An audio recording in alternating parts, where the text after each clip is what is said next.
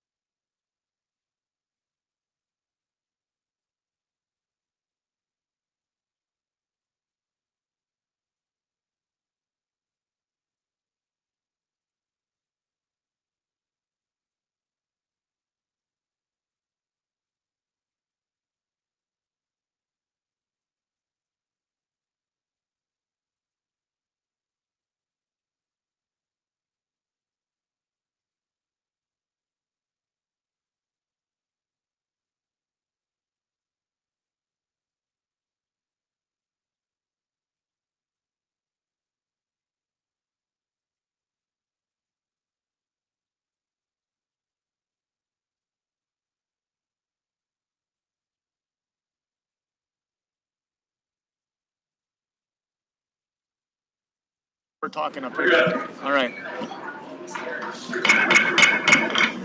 We're going to call to order the City Council meeting for Monday, April 17th, 2023. Please stand and join us for the Pledge of Allegiance. I pledge allegiance to the flag of the United States of America and to the republic for which it stands, one nation, under God, indivisible, with liberty and justice for all. Thank you for that. Roll call. Jeff Delkey. Here. Tracy Coach. Here. Bill Leclerc. Here. Darla Leclerc. Here. Tim Petrie. Here. Bonnie Shimalunas. Here. Scott Steckmeister. Here. Adam Wahusky. All present. All right, we can skip over number 4, seeing everyone is here. And on to number 5, which is a public hearing. We have 2 of those. The first one is a resolution authorizing special assessment for a cost incurred for milling off old asphalt pavement surface, placing a new asphalt pavement surface, and miscellaneous related work to Latnick Drive from 17th Street to Pierce Street. Recommended action is a motion to waive reading and adopt the resolution. Background before we open up the public hearing. This contract for milling and resurfacing was awarded by council at the last regular meeting. There are, I believe, a total of 3 private properties that are proposed for special assessments per city policy on this street. Of course, one whole side of it is city-owned toward the lake. This is Latnick from 17th up to Pierce Street. Oh, actually, the city owns a fair amount of the inland side, also from up to Pierce Street. Total special assessments, as noted in the resolution, $17,221.41. So this is the public hearing on levying of the special assessments. All right, anyone wishing to speak solely on this topic, we will open up 3 calls. Please step up to the podium. My right, your left. State your name and address for the record. Opening up call number 1.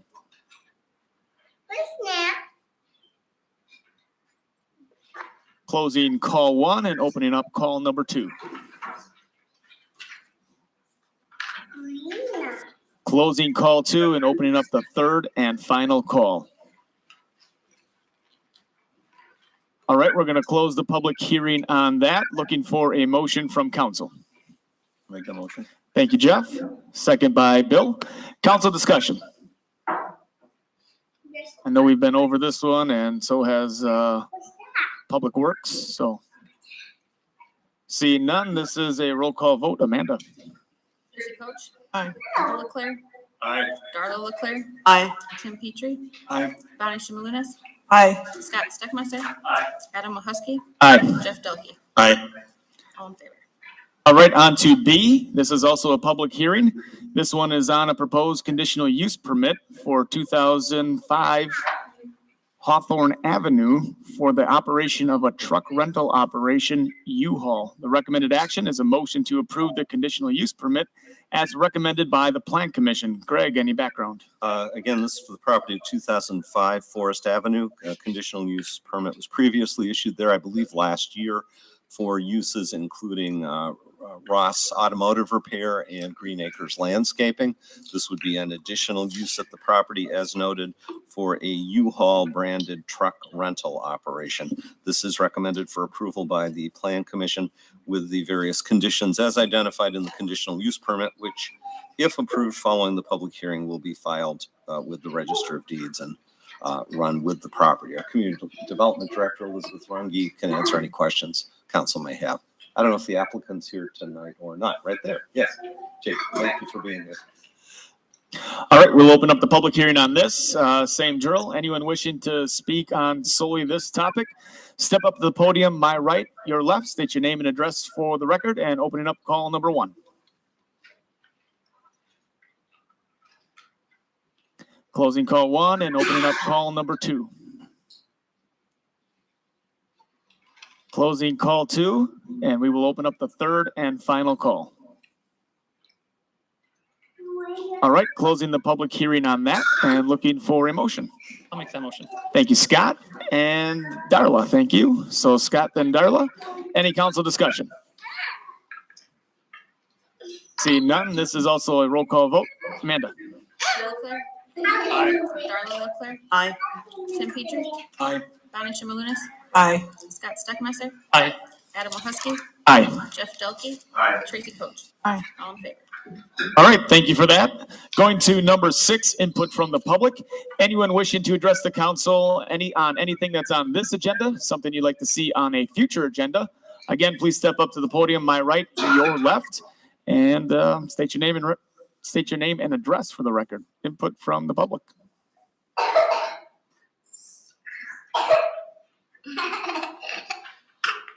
All right, seeing none, we'll kick it over to number 7, which is council communications. Any council members have letters or other communications they'd like to share with the rest of council? Tim? I was contacted, some people are wondering why there's an ordinance against metal roofs on houses. Probably someone that lives next to a metal roof and hears the rain or hail. Is it the noise factor? I don't know. Oh. It just says, like, if you look at the permit for roofing, it says that you can't have a corrugated metal roof. Oh, it says you You can have cannot. standing seam, but, because it doesn't say that against that, it just says corrugated metal roof. Jeez. But you can have it on a garage, just not on your, I think it says domicile. Or just Really? Really? Because we put them on our city infrastructure buildings. Picnic shelters. shelters all over. Restrooms. So I can think of some houses that, at least within memory, have had metal roofs. I wasn't aware of that. And Elizabeth, I don't know. I don't know if that's something on your radar. No.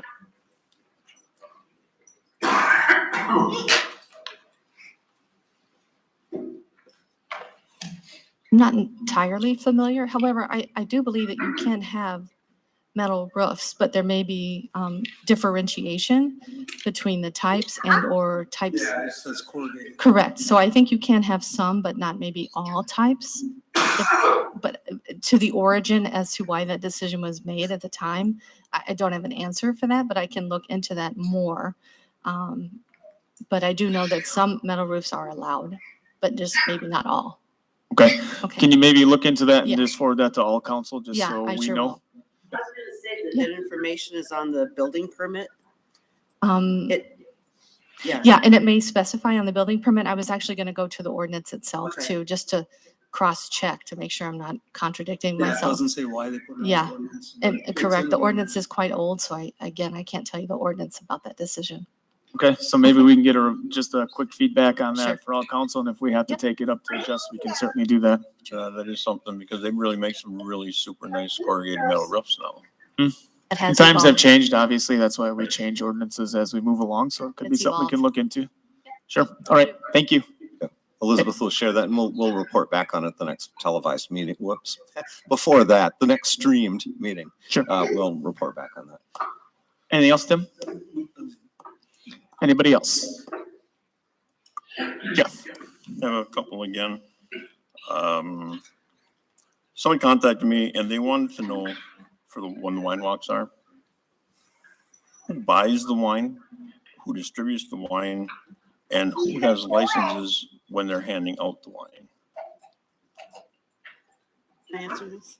Yes, you can. Amanda may know some of that with doing the licensing. I was just gonna say that, that event is run through Main Street. So whoever had the question should probably contact, Main Street for more information. But they do have to get their liquor license through Amanda. She could tell you more about that. Otherwise, any questions like that, contact Main Street. Now, in an event like that, does each individual store that they go to have to have a liquor license? Because they are actually serving the liquor. That was one of the biggest questions that they had. There's, the way we've done it in the past is that there's one umbrella one. And then the different businesses that are participating, they then get a document that says that they are licensed. So they always have something on the premise. But the way it's handled, it's handled under one, like I said, an umbrella. I believe, for example, Two Rivers Main Street has been the licensee when the Right. license is issued. Chief Minor can probably shed some more light on this as well. Otherwise, why would he come up to the podium? That's absolutely correct. So they all do fall underneath that special permit that Main Street gets for that event each year. Okay, each individual business then falls under that. I think the state permits that as well for it to be operated in such a way where if you have an individual festival or if you're an event or a bar or so on and so forth, you each have to have your own. But I think there's a state law in there that allows there to be that umbrella coverage for a Main Street fundraising event. And I think it actually cites wine and beer walks, I do believe, but I could be wrong. And, Correct. and And you think about some of the other things that we've had, you know, like Cartorama and stuff, things like that could all embrace the same stuff coming into the event. Okay, I'll report that back. to them. and I may be wrong, but I'm better than 90% certain that Main Street makes arrangements with, of course, a properly licensed distributor. That distributor suggests the different offerings of wine and beer that might be wanted, and then lines up what is provided at each of the locations. But again, money's not changing hands at the locations. Main Street sells the tickets, takes care of the licensing, and the individual businesses are essentially serving stations for the event. And they've also always fallen within all the state statutes as far as where they're doing that this distribution. So it hasn't been out on the roadways, and it's been inside the establishments, and they've been very good about following all those rules and getting all the information out to everybody. Oh, look, no, Is that it? no, I have one more. Oh, two more. Somebody asked me today when I was at Napa getting some parts for work, they asked me, do you have to pay to launch kayaks at Vets Park? No. We did talk about at ARB the possibility of putting a donation box out there. Is that correct, Mike? Yeah. Where we were going to put a suggested donation box, but nothing where they would have to. But we're obviously sticking a lot of money into our new ramps that we would encourage that so we can have the upkeep on it. But no, there is no actual fee. Okay, because he wanted to know if not, why not? I'm gonna make a Kayla and mommy. I mean, it's something that we could do. I know, again, at ARB, we did talk about starting with a suggested donation.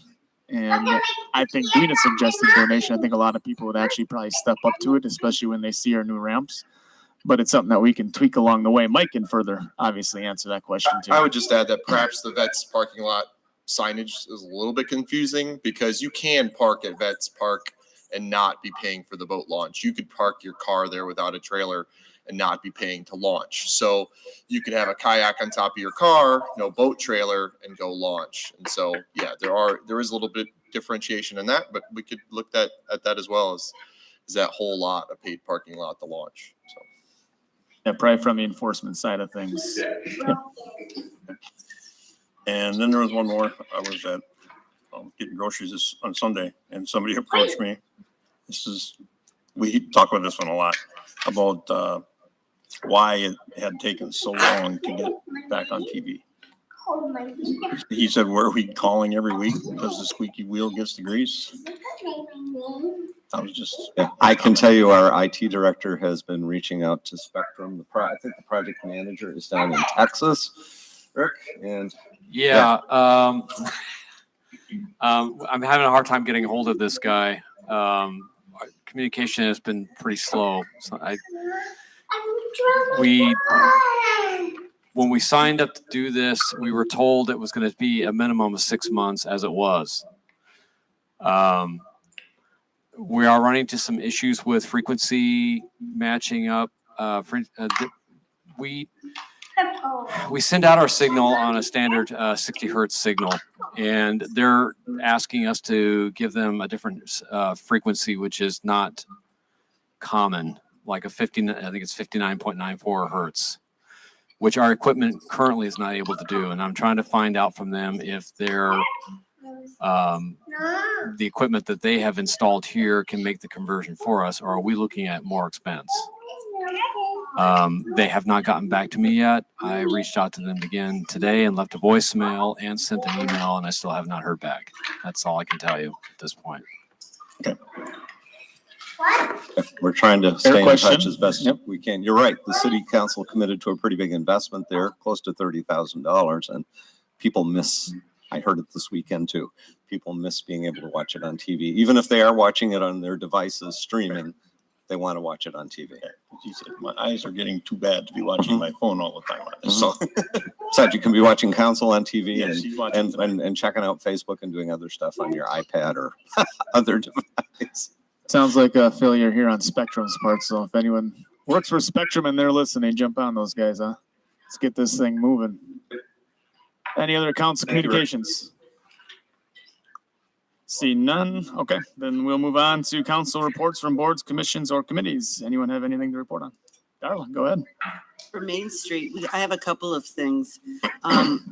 First of all, one thing that Jason put out there today was the fact that Tippy's new owner is putting personal touches on that particular establishment.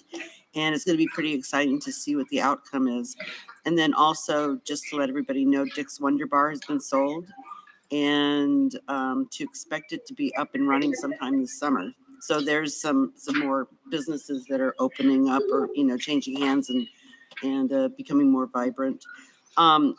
Just so everybody knows, Paper Crane Bookstore is now located on Washington Street, and there's going to be a ribbon cutting, and we would love a lot of people to come out for it. It's going to be on Saturday, 29th, which is also Independent Bookstore Day. So it's kind of ironic and kind of cool. So there's going to be a grand opening and a ribbon cutting at 11 a.m. And then the Spring Wine Walk, there'd been some talk about, getting that back on the books for this year, and there just wasn't enough interest from the businesses. But we'll definitely be going with the fall wine walk, which is October the 27th. And Wisconsin Carp Fishing Championship, they need volunteers. You could be a way steward, no experience needed. Contact Main Street, and he can give you more information about that. And then here's this is important for all of our businesses to know, and that has to do with Friends of Mariners trail map. There's an advertising opportunity, and I'm not going to go into great detail, but for a nominal amount of money, you can advertise using the map, and it's definitely worth looking into. It could cost you for a double-sized ad for $400, and I think that's for 3 years. But anyway, yeah, contact Main Street. He can give you more information. But if you're a business, take advantage of this. So, and then for environmental Is that advice. is that a paper map? Or is that going to be something that's going to be like online or on your phone, like an app type thing? Print. Okay. It's the 4th edition trail map, and I think they last for about 3 years, and then they bring out an updated one. Adam's point's well taken, though. The city has been an advertiser. We've signed up again. Both Manitowoc and TR are going to have QR codes on there, so you can go to explore Two Rivers or visit Manitowoc.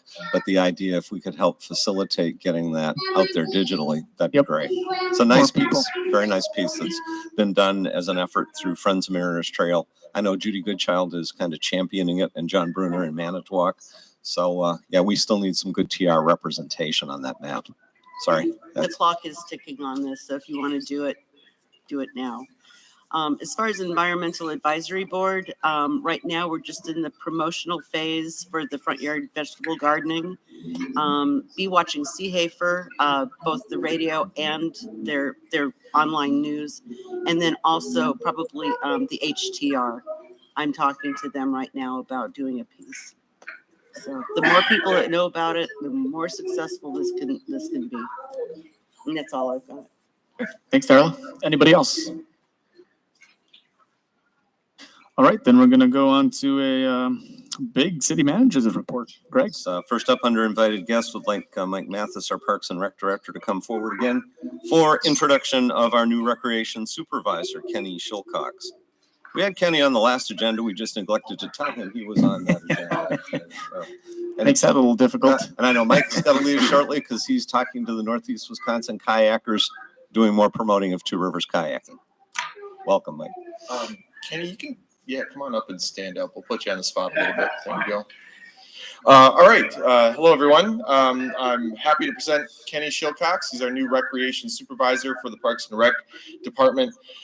Kenny's a longtime Two Rivers resident. He's been working in volunteering in youth sports for a very long time, over 20 years in football, baseball, and wrestling. He's spent 17 years with the Two Rivers Junior Raiders Football Board of Directors and held a number of different seats on that board. He was the director and coach for Lakeshore Crush Baseball as well for about 5 years there. And on his first day of work, I asked Kenny, when was the last time you started a new job? When was your last first day of work? And he said 34 years ago, because professionally he's been at KI as a production manager, supervising employees and the daily operation of the production line at KI. So comes to us with a tremendous amount of organizational systems thinking type approach, and of course the great fit with all the youth sports and activities. It's been great to get to know Kenny. Very enthusiastic and excited to help put our Two Rivers Rec Department programs on the map. So welcome, Kenny. Thanks. You get to make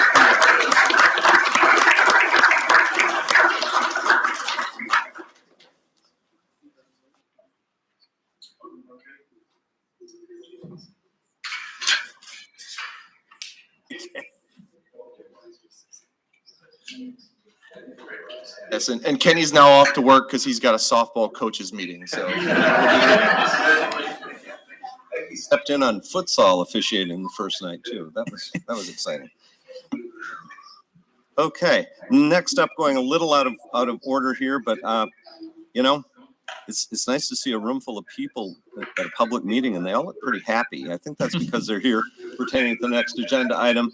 And if Chief Ben Minert would come forward, he will be, along with our clerk, will be administering the oath of office and the badge pinning for a number of recently promoted officers, 3 to be exact. Chief. Well, I know they're all going to stick around after this till the end. We got some really exciting stuff on the agenda, guys. So I am going to introduce 3 individuals. As you know, since Brian Kohlmeyer left, I've had quite the task with trying to replace everybody along down the line. So we've had some grueling processes, made some changes in our staffing, which I've come to you for most recently. And I'm here today with 3 individuals that I highly respect in our department. They've done a great job. First one I'll ask to come up is Andrew Rates. He was hired back in 2006 and has 17 years on with the Two Rivers Police Department. He's also a Wisconsin Law Enforcement Command College graduate from 2016. That was class 3. We've had a number of people go to the Command College and also the FBI Academy, as you know, with our assistant chief. Next would be Robert Wandry. He was hired in 2011, has 10 years on the force, an additional 2 years with Manitowoc County Dispatch. He was most recently a sergeant when we changed over and created sergeant positions. He was one of the first to do so. And then finally, Jacob Glazer. He was hired in 2016, has 7 years on the department. He had served as a school resource officer for a great deal of time before becoming a lieutenant in 2021. So I have these 3 here. Lieutenant Rates was a professional standards lieutenant. He is promoting to the rank of captain. Rob Wandry, he was a patrol sergeant, and he is going to promote to the position of patrol lieutenant. And Jacob Glazer is taking a new assignment as the lead of our investigations, which was formerly held by our new assistant chief. So he will move from patrol lieutenant to our detective lieutenant. So I'm going to shake each of their hands, give them their badge, and I think they have somebody designated to pin them in each case. And Amanda is going to come up and do a promotion for them.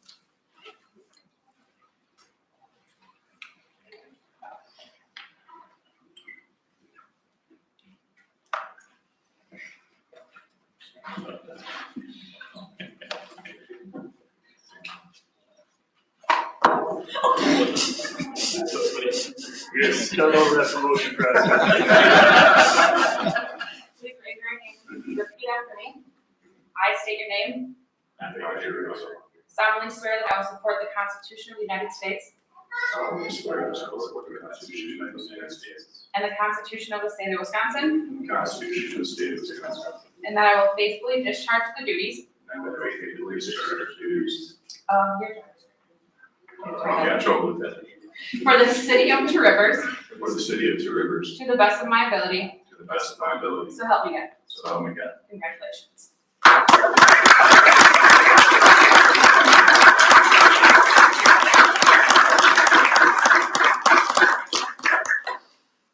You can invite whoever you'd like to come up and pin your badge because you definitely don't want me doing it. All right.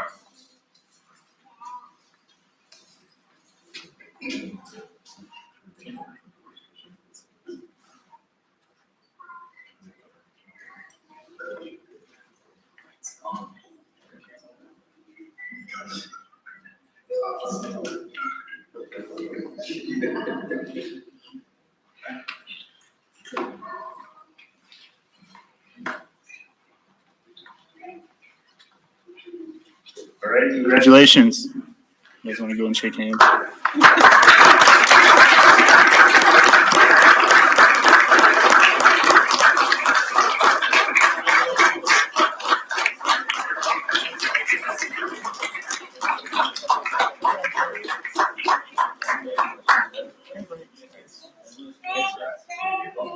Congratulations. If you don't mind, I'd like to make one more introduction, seeing how it's here. Please. Our assistant chief has our new therapy dog that we had mentioned in the past. We just got the naming. It is Daisy, so she can come up and introduce Daisy to everybody while he's here. I didn't want to steal the limelight from the people getting promoted, but there you go. Here comes the real showstopper. It's like Simba. Does she get to live with you? Yeah, a couple different officers. Just got to shake hands, you know.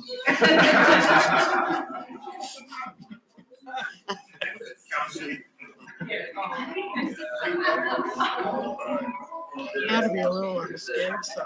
What did you put her on? Just like a little stuffed animal.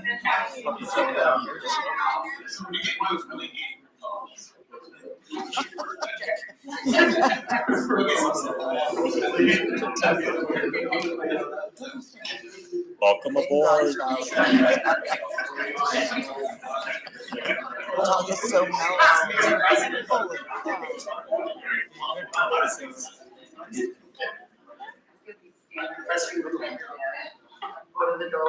didn't win them at the carnival, did you? You didn't win them at the carnival.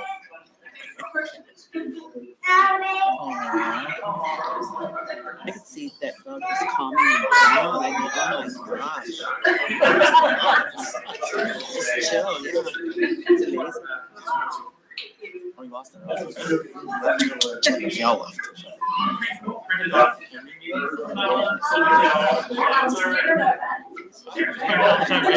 Last thing on the agenda.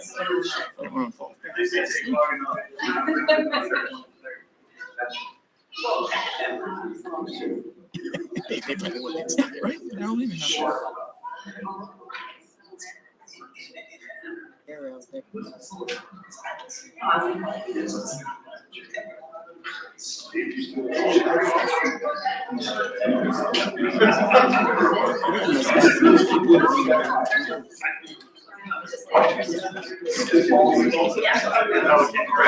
Yeah.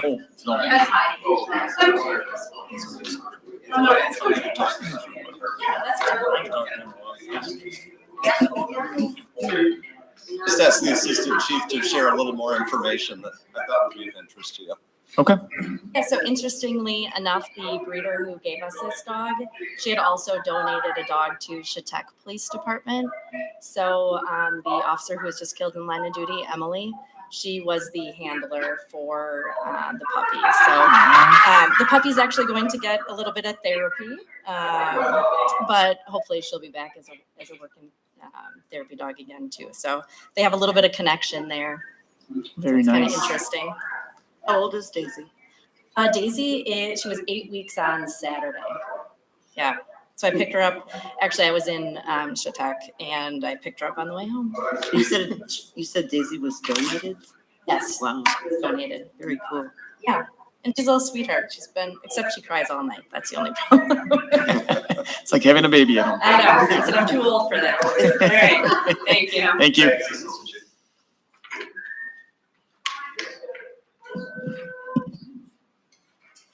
Okay, so now, Never follow a dog or a child actor. But next up, we're very happy to have our state senator Andre Jacques and our state representative Shay Sortwell here this evening. Both of them were here for a public listening session from 3:30 to 5 this afternoon. That was very well attended. I know some of the council members came by. As they're well aware, coming into this, we're very interested about any matters in the upcoming state budget impacting the city, not the least of which is shared revenue. So I'll tee it off, and then I know you all have things, but I had shared with them the handout in big print that you have in front of you and that's up there, basically pointing out, and I'd share this with the public, the importance of the shared revenues program to our ability to fund local services, $3.9 million. Out of an $11 million general fund budget. Shared revenues has a great history that goes all the way back to when Wisconsin instituted one of the first state income taxes in the country. A major driver for that was the dang property taxes are too high. And so this system of sharing statewide revenue sources, source to help fund local services was instituted. Unfortunately, through budget times, good and bad, over the last 25 years or so, the program hasn't seen any increase. It's been cut just a little bit. You see on the handout, which you've seen at previous meetings, that shared revenues for our city have gone down by about $160,000 since the year 2000. As a share of our budget, shared revenues were at 43%. Today, they're at about 35%. As I reminded these gentlemen today, we've, through both involvement of staff and council, I think we've been good stewards of the public's money with our budgets. City general fund spending since the year 2000 to the current year budget up a little under 20%, but with less money from the state helping to pay for that. We've attended generally to what is the top priority for most cities, our public safety spending. That's up 62% in those 23 years. But something has to give, and frankly, all other general fund budgets other than police, fire, and EMS are down about 8% compared to where they were in the year 2000. So I'll wrap up my introductory comment by saying I think we've all been very happy to hear the legislative leadership and then the governor in his State of the State address. Everyone, Republican and Democratic leadership, talking about the need for more funding for local units of government on a sustainable basis, not just based on a very impressive state surplus that we have right now. But this city certainly will be watching with interest in the weeks, maybe months ahead as the budget process rolls out. And I guess for starters, if you gentlemen could speak to that, I know it's very much in the formative stages. And the governor's proposal would be very good to Two Rivers. We're not putting that one in ink yet because we know it's a process, but his proposal would add $1.4 million to what funding is provided to Two Rivers. Not saying we endorse that. It's a nice number. So, yeah. Andre or Shay, please. Sure. Well, thank you, Administrator Buckley and council members. Great to be back here. Appreciate the invitation to be here tonight. And of course, members of the public, city staff, always love coming back to Two Rivers and appreciate the venue as always for being able to have some public engagement with the listening session. In the past, when I've been here to address city council, I've certainly talked about unfunded mandates and how we can find ways for the state to kick in more funding, reintroduce the law enforcement reimbursement legislation, doubling what we give you for your officers in terms of their annual certification, recertification, as well as for new officers, have reintroduced the unfunded mandates legislation that is also able to go back and look at existing mandates. And Also continuing what the city of Two Rivers has been really important in the conversation of how do we remediate contaminated properties and return them to beneficial use, get additional tax base and community amenities out there. But I have legislation on a whole host of other issues: workforce, veterans, public safety, hazard mitigation, and regarding shared revenue in particular, which is something that I've addressed, pretty much every time that I've been here. My strong recommendation has been to find a way to, do a hold harmless so that we are not at least having any losers in a political discussion, because certainly when you look at Two Rivers, it equates out as kind of one of the winners under the existing formula.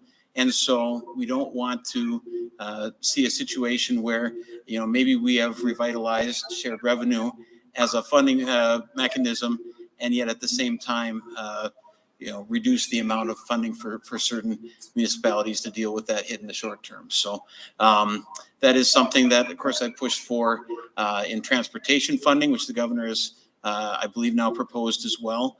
Some legislation that I've introduced before to put a portion of our vehicle-related sales tax into the transportation fund, where we know that we'll have some security that will actually be used to fix roads.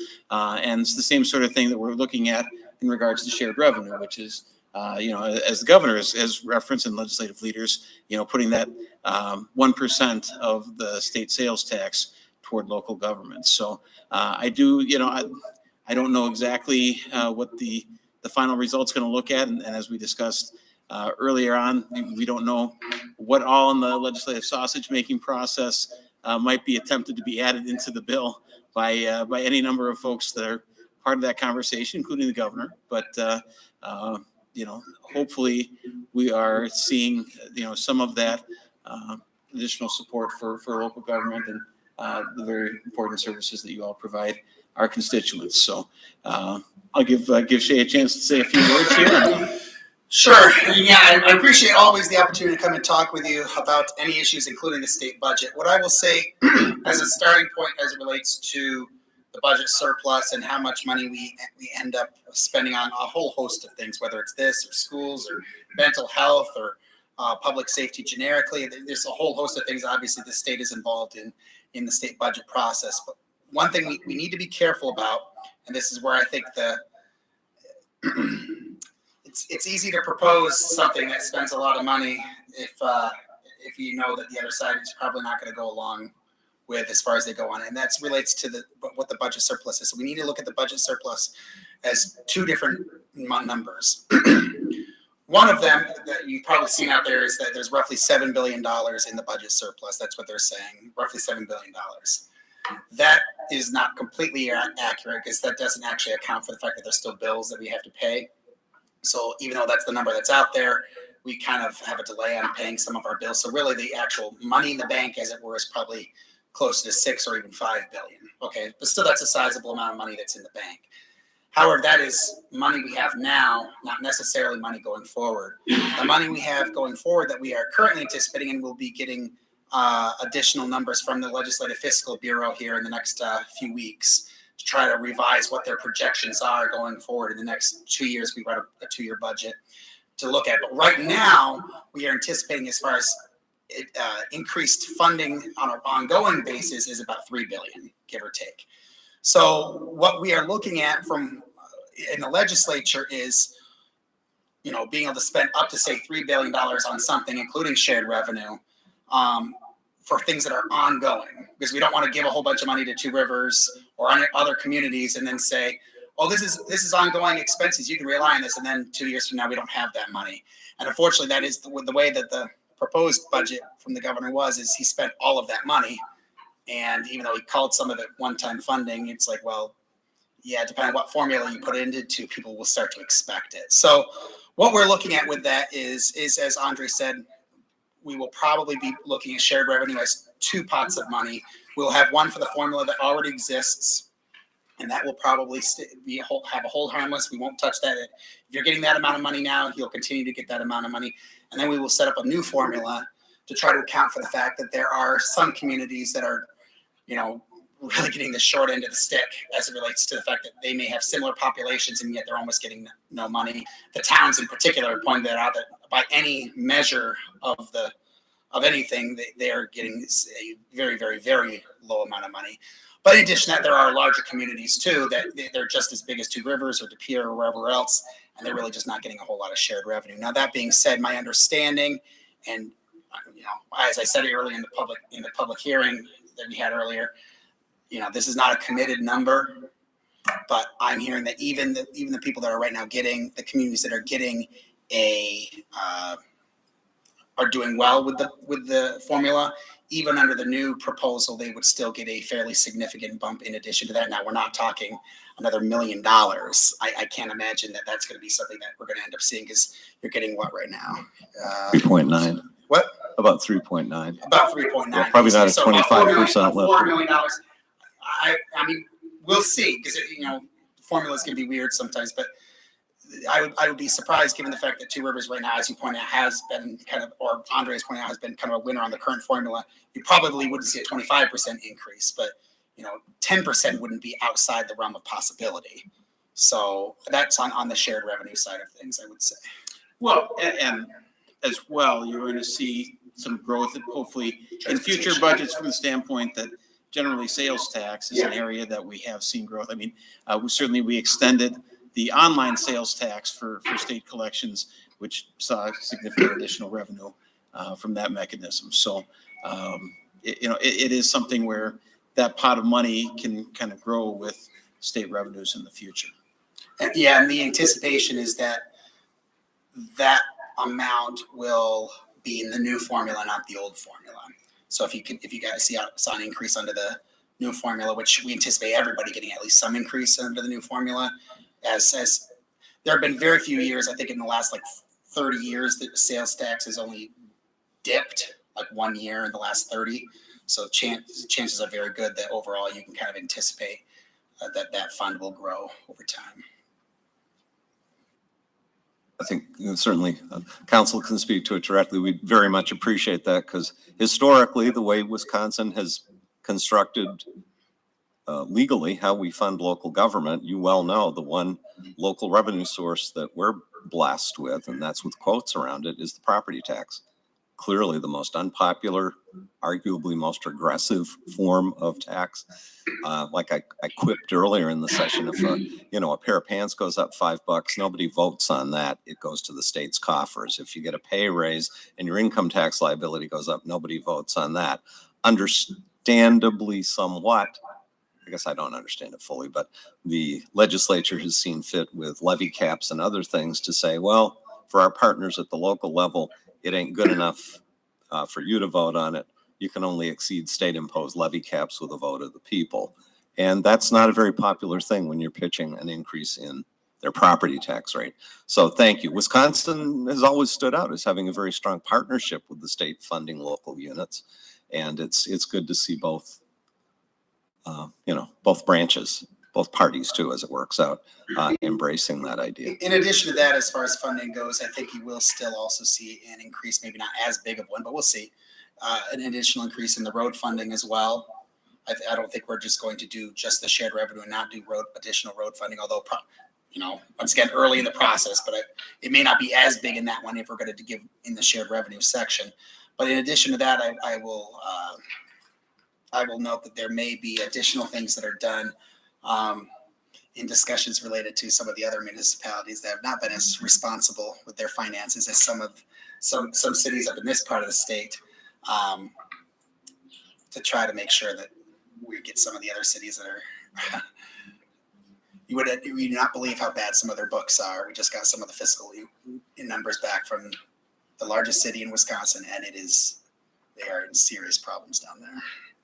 Yeah, he's talking about Milwaukee. Not to mention, By the way, Greg, a unique pension situation that's very specific to Milwaukee. The pension system that they have been completely irresponsible about is literally bankrupting them. Yes, that one. I was just going to say that has to be the world's most adorable therapy dog. Yes. I understand, coming up after the obstacle. Yeah, you could have at least let the dog stick around as a sidekick, I expect. I was telling Andre we need a capital Well, dollar. luckily my kids aren't watching this right now, so they're not saying, Dad, Dad. That is a really cute dog. If I might, certainly council members, I know there are various issues that have been raised. I have a whole sheet full. Okay. To kind of talk about what you guys have said as well, is in the city, we face very serious budget time numbers coming up with our next budget in fall. And we have very significant increases due to a lot of people that work within the city, which are going to make some hard cuts if we don't get more help from the state. Those cuts can come from all over, whether it's Parks and Rec, DPW, fire, EMS, police, and we don't want to see those. I don't want to see those. And so when you talk about not having a one-time funding mechanism, because, hey, we have this big you can call it 7 billion, you can call it 5, whatever that number happens to be. I respect that a lot because I don't want a one-time funding source for that either, because it does set a precedent for the next 2 years that, hey, you can afford X, Y, Z, and then all of a sudden it kind of gets taken from you. And part of the governor's budget had that in there, I know, for fire EMS. And when we were on the phone with them, with the governor's office, his representatives, maybe out of Green Bay, I think, I had spoke to them about that and not wanting a one-time source for fire EMS, wanting a sustainable portion to keep coming to us because we need our fire EMS dramatically here. We're running short staffed the way it is. And if you ever look at our budget, you'll see a big overtime in that department. And as an older community, we rely heavily on them. And to have a one-time source and say, hey, go and hire someone, and it lasts 2 years, that's not exactly what we want to be up against. So I do like that. Another thing is the local sales tax that they have been pushing for. If you have 30,000 or more population, I hope that gets struck out. I don't think that that's a very good solution to any of the problems. I'm not a big person on increasing the sales tax to begin with, but the governor's office, it's in there. And to see our neighbors to the south be able to benefit off that quite dramatically will hurt us here in the northern part of the county, because we obviously have different populations. They would be able to enforce that. We would not be able to be able to do that. So that would be one that we would certainly want not to be in there. And another one of them is the erosion control, which deals with the lakes. The lakes belong to the state. And the only one that gets kind of stuck with the bill are the people that live along them. And that's kind of frustrating. In his bill, he has it where they're offering, I think it was loans, but not forgivable. And I think that just sort of sucks that we sit here. I mean, it's a great thing that we have the lakes, right? But it costs a lot of money when it comes to erosion control, with us being on the lake shore, as it does Sheboygan, as it does Manitowoc, and anybody else that lives up against it. But yet those waterways belong to the state and the people of the state. And it'd be nice to see a little bit of that be forgivable through the state. And then another thing that's not related to the bill, but there's been frustration among this council when it comes to the DOT's funding, especially with the infrastructure bill through the federal government. What's been handed down to us is pretty shameful. Not that I personally agree with that bill, but we're going to be paying for that bill. And it'd be nice to see a little bit more money out of that. Nothing that you maybe control or not, but I think there should be a message sent back to DOT that should be shared with everyone. You're talking the federal transportation. The federal transportation bill, because the state DOT is the one that looks at those plans and then is able to funnel that money through the rest of the municipalities. And we kind of got shut down on almost everything except for a very, very, very small project. We saw one project, I think, of about 5 blocks funded through our multi-year application for the so-called bipartisan infrastructure law funding. And then at the end of the day, and I think meaning to do us a favor, the DOT said, this is going to cost a whole lot more, especially for state design, state admin. It's going to cost a lot more than you had estimated. And our estimate was based on our local experience when we design it and bid it locally. The council ended up declining that because, of course, state participation, state federal, is capped at whatever's in the initial agreement for all the money that's supposed to be rolling downhill. And I will say, I think we're pretty encouraged with what we're seeing in safe drinking water and clean water fund, loan forgiveness and that. On the surface infrastructure stuff, for as in hoc as the children and grandchildren of this council and this community are going to be. Again, like Adam said, whether we agreed with it or not, we don't see a lot of infrastructure benefit flowing to cities like Two Rivers. Our neighbors in Manitowoc didn't fare terribly well under the bill either. I think they got one street funded. Yeah, and that's always kind of one of the concerns when you have something that goes into a one-time block of money for grants, and you sometimes can see, I have, in relation to transportation, some one-time money. Every township in one of my counties got funding. Another county that I represent, no townships had any of their grants approved. So same sort of issues with broadband outlays and the like, where you do want to have something where shared revenue at least is tied to certain metrics where you're hoping that you are more evenly trying to apply some of that funding. But in regards to police and fire protection, Representative Sortwell and I have the legislation that I've talked about this before previously as well, that police fire protection fee you see on your cell phone bill, well, it's not actually going for police and fire, and it's the phony phone tax. And we're trying to change that and make sure that it actually is going towards emergency services. And, that's one area where, again, the state has gotten complacent with accepting that revenue passively for too long. And hopefully this is finally the cycle where we put an end to that. These gentlemen corrected me on the legislative history earlier today. It actually was a Governor Doyle line item veto. Let me stipulate that. But the money that annoying tax on your cell phone bill that people thought was the state doing something extra to help fund local emergency services, it through a line item veto was cut from the general shared revenues pot that flowed to cities and villages, and was then backfilled with this more targeted for public safety, allegedly, requirement. It wasn't new money. It was one of these out of this pocket into that pocket.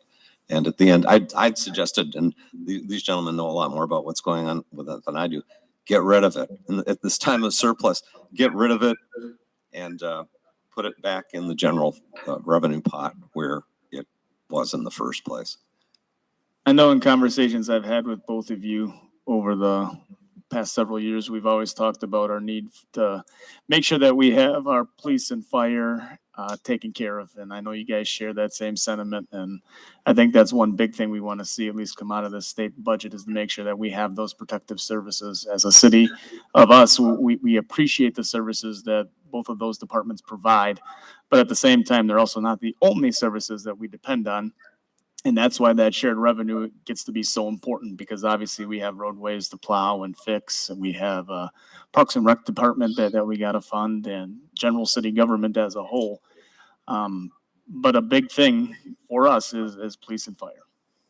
Yeah, I believe so. I mean, Andre has the bill introduced, but my understanding is there's serious discussions about putting a similar provision. We'll see how it shakes out exactly. But a similar provision into the state budget related to the training for our officers.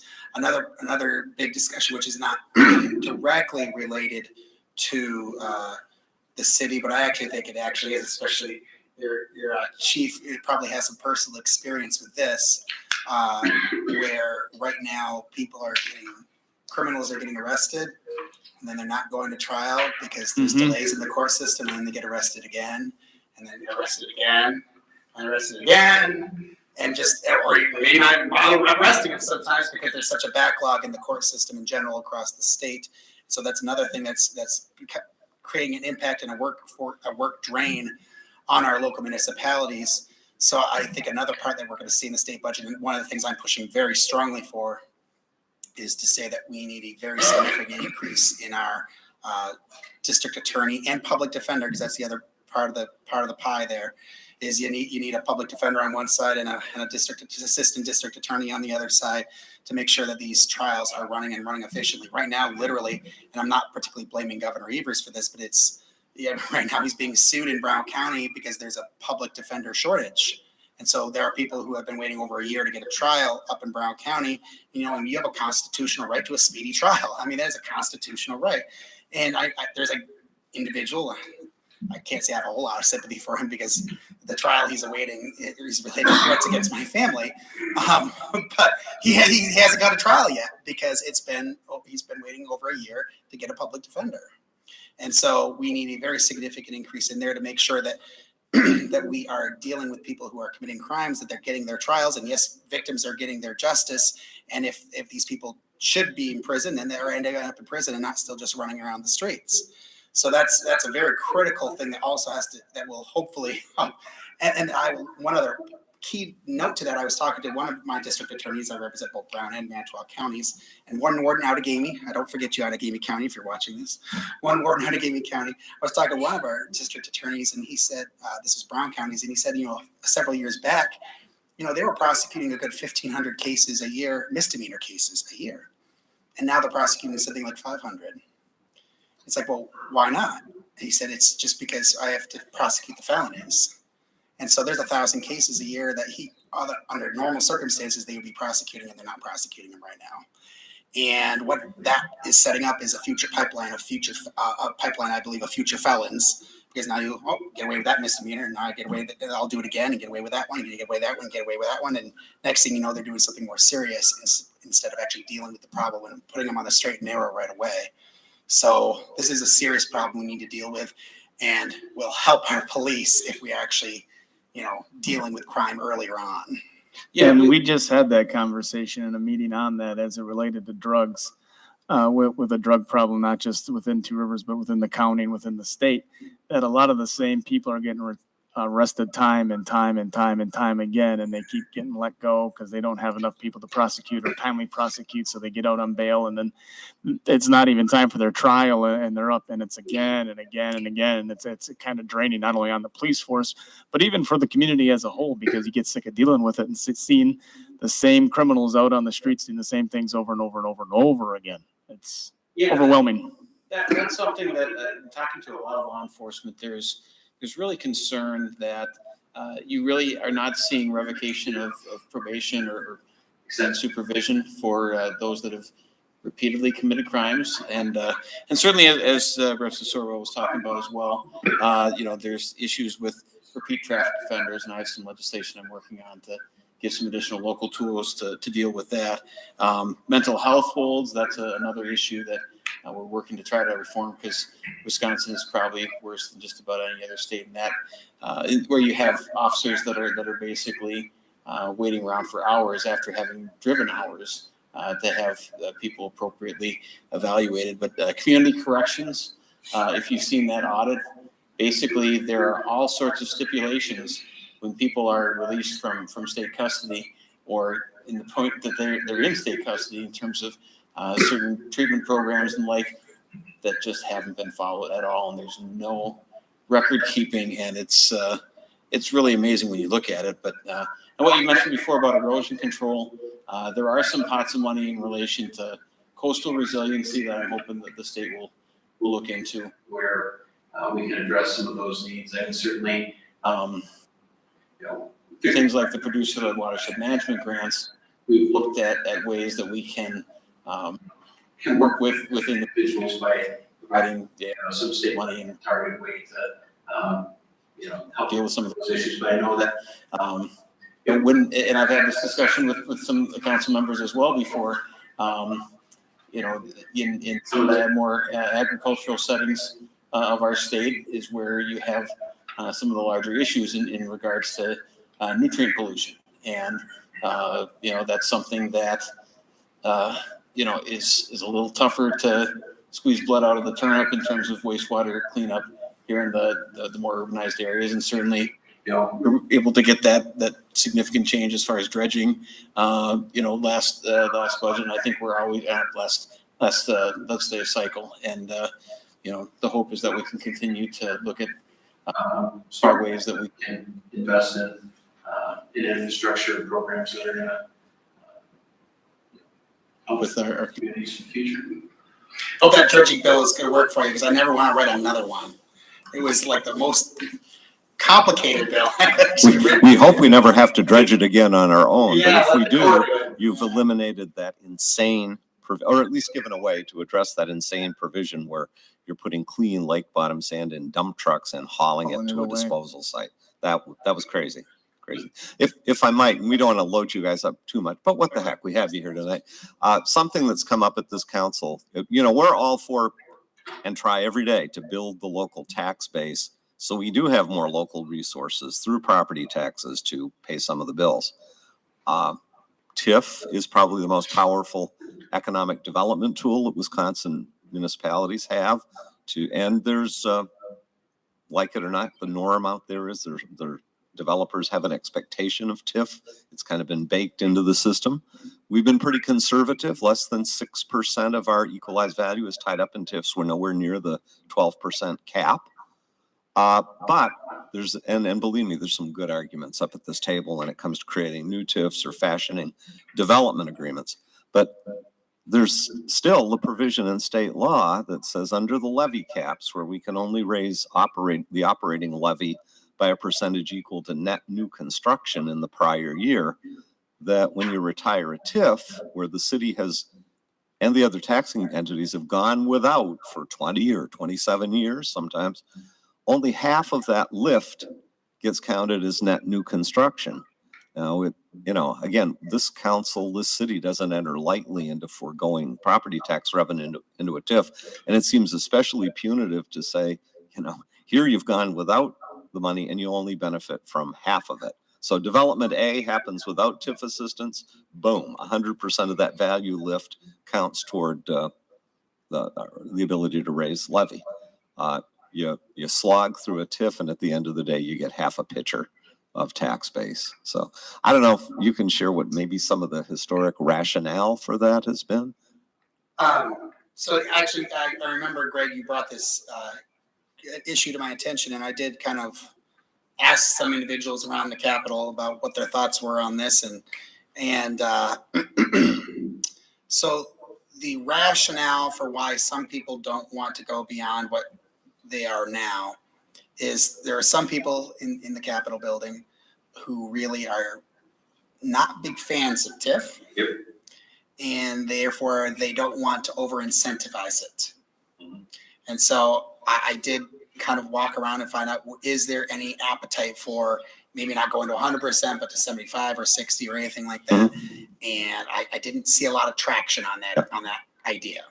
So I don't. That's consistent with what we've heard from the league and others. Yeah. And I know some of the names. It's kind of the TIF czars within the legislature. Now, what I will say though, on a larger developmental funding idea, is there are bills being worked on, and I don't know how much specifically Two Rivers has to deal with this, but beyond just development for business development is housing development.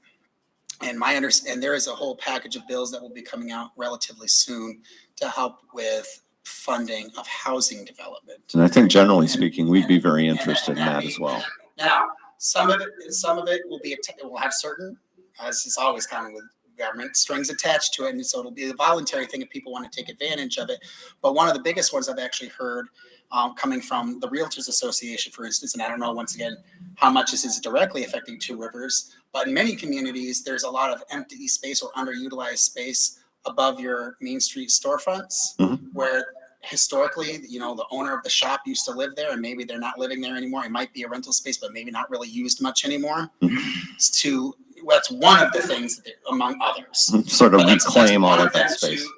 To be able to provide seed money basically for the redevelopment of those for actual, real usable housing units, because that's a kind of a untapped resource right now, rather than having to go out and, build new plots and all that fun. Now there's other aspects of that too, to try to make sure that we are not just, because right now, unfortunately, what we're seeing across the state is, at least in some areas, we're almost we are disincentivizing smaller you know, blue collar housing, you know, the houses that are going up these days, if you look at the average price of them, we're talking, even in our part of the state, you're talking $300,000. In some parts of the state, you're talking $500,000. Well, it would not be able to afford that type of a house. My first house I bought was $84,000, and I owned that for a few years, and then I bought a more expensive one. But we need to be building not only the nicer, bigger houses, but you need to have the working class, the starter homes, whatever you want to call them, retirement houses, all these things as well. And so that's going to be all part of that package, hopefully, that will be coming out relatively soon, that I think will be getting a lot of support from everybody. And I think you'd hear that echoed in our community. We shake our heads sometimes and wonder why young families starting out might be paying $1,500 a month or more in rent. Well, how do you enter this housing market from scratch? It's tough. And incidentally, that's another one that I was talking about. We have one-time money. That would be probably something that would be funded with the one-time money, because the idea is we need housing now, and we can kind of rejuvenate and get a lot of these homes built, and then it doesn't necessarily need that, you know, injection of cash going forward, because it's not like we've always had that for all the housing for all time. But we did, because of certain things that, you know, happened in 2008. There was a reduction in house building because of the recession then, and a whole bunch of other things. You know, all the millennials and things held off on moving out of their parents' houses until, you know, they were 30, and all of a sudden they're buying, and it's just the whole thing is creating a big problem. So that would be one that we would be looking at funding, probably with more of this one-time money, in order to get this going. It almost goes hand in hand with the shortage of people in the skilled trades, right, too, because the capacity's not there. Right. Okay, I chewed up a lot of issues, time. Council? So does anybody else have questions? I have Bonnie. been reading the League of Municipality magazine some of the recent articles were talking about collaboration. In other words, they want cities to collaborate with things like police departments or fire. Is this something coming down that will end up being more of a requirement than a suggestion? No. So yeah, well, never promise anything until it's been done, right, Andre? However, I do not believe, at least in my caucus, that there is support for mandating that. What I am seeing, so there is probably going to be something in the budget, I expect, something to encourage municipalities to try to find consolidation of services and efficiencies somewhere. That is separate from the regular discussion about shared revenue. That will most likely end up being a separate fund, probably once again funded with the one-time money, because the idea of it being that in order to consolidate and create a new service, let's say, for instance, the city of Two Rivers wanted to form a joint fire department or something with Manitowoc. Let's say, for sake of argument, they wanted to do that. That would probably take some sort of cost to get that going. So the idea is to fund that for them to be able to do it if they wanted to, as long as they could show that there was a cost savings. But that would be separate from the regular shared revenue, and that would be a voluntary thing. And I pushed very hard on that, because there was early discussions that's where all the additional shared revenue was going to be. And I pushed very hard against my leadership, so I don't think I could vote for that budget if that's where the regular shared revenue increases were going to go. Because it's not just City of Two Rivers, but I'm looking across my district, and it's like, okay, so I've got the town of Two Rivers, which is a volunteer fire department, and I've got Maribel, and I got Nishikat, and all these. It's like, where's the cost savings? They're pretty much running for free. I mean, not completely free. There's a little bit of money going into them, but that did not look like a good idea to me. I pushed very hard about that being a mandated thing, and where all the additional money was going in. So as of right now, I do not believe that's the case. It is structured, from what I can tell, solely as an incentive, and I don't think anybody's heart is going to be broken if that funding isn't entirely used up, because then it would just lapse to future budgets. But this is actually something that I did some research on when I was a graduate student, in terms of, you have your initial costs sometimes for a merger, and then you want to kind of reward that through to the end for those that actually complete it. But there are any number of projects where, the cost savings aren't necessarily going to be realized, and you want to be really, really thoughtful. But I mean, to be more accurate, it'd be Manitowoc seeing the value of Two Rivers and wanting to mimic that quality across their own. You're darn straight, Senator. There you go. You got that right. Well, they don't even want. They didn't even want to do a tourism thing with us here, so I don't know what's going on. I hope you're listening, Manitowoc. But, Eventually they'll hopefully want to collaborate with Two Rivers on that too. it's good to hear that, Shay, your position on that, and hopefully movement away from that in the assembly, where it seems like those voices were strongest, because Bonnie has shared those concerns previously, and other council members have. We're not talking about combining Wisconsin and Minnesota, or Wisconsin and Illinois. So respect local control on that, please. And actually, I will say, I think there might be some interest from the Senate side. It really is the Assembly side that has kind of even brought up the whole idea of the collaboration fund into the discussion. I think the Senate was really more focused primarily on the support for local governments in terms of the funding formulas, as opposed to, we kind of wanted to separate out, as we are wont to do, some of these side issues into, separate legislative discussions. So they are being kind of merged together in this whole local government piece. But I think, ultimately, if the Senate had its way, we might just, have that as another conversation for another day. It's good to hear local government funding on the table and not on the menu, as they say. So, yeah. Anybody else? Questions? Tracy? So when do you think we'll hear about what you think the final revenue share formulas are going to be, so that we can also do some planning? So I do think that you'll have an on-time budget in terms of what's passed by the legislature.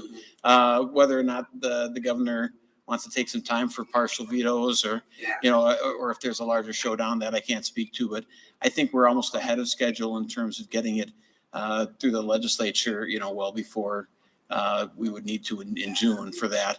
But I believe the first votes will be taking place, probably very early. I guess first week of March. First week of May.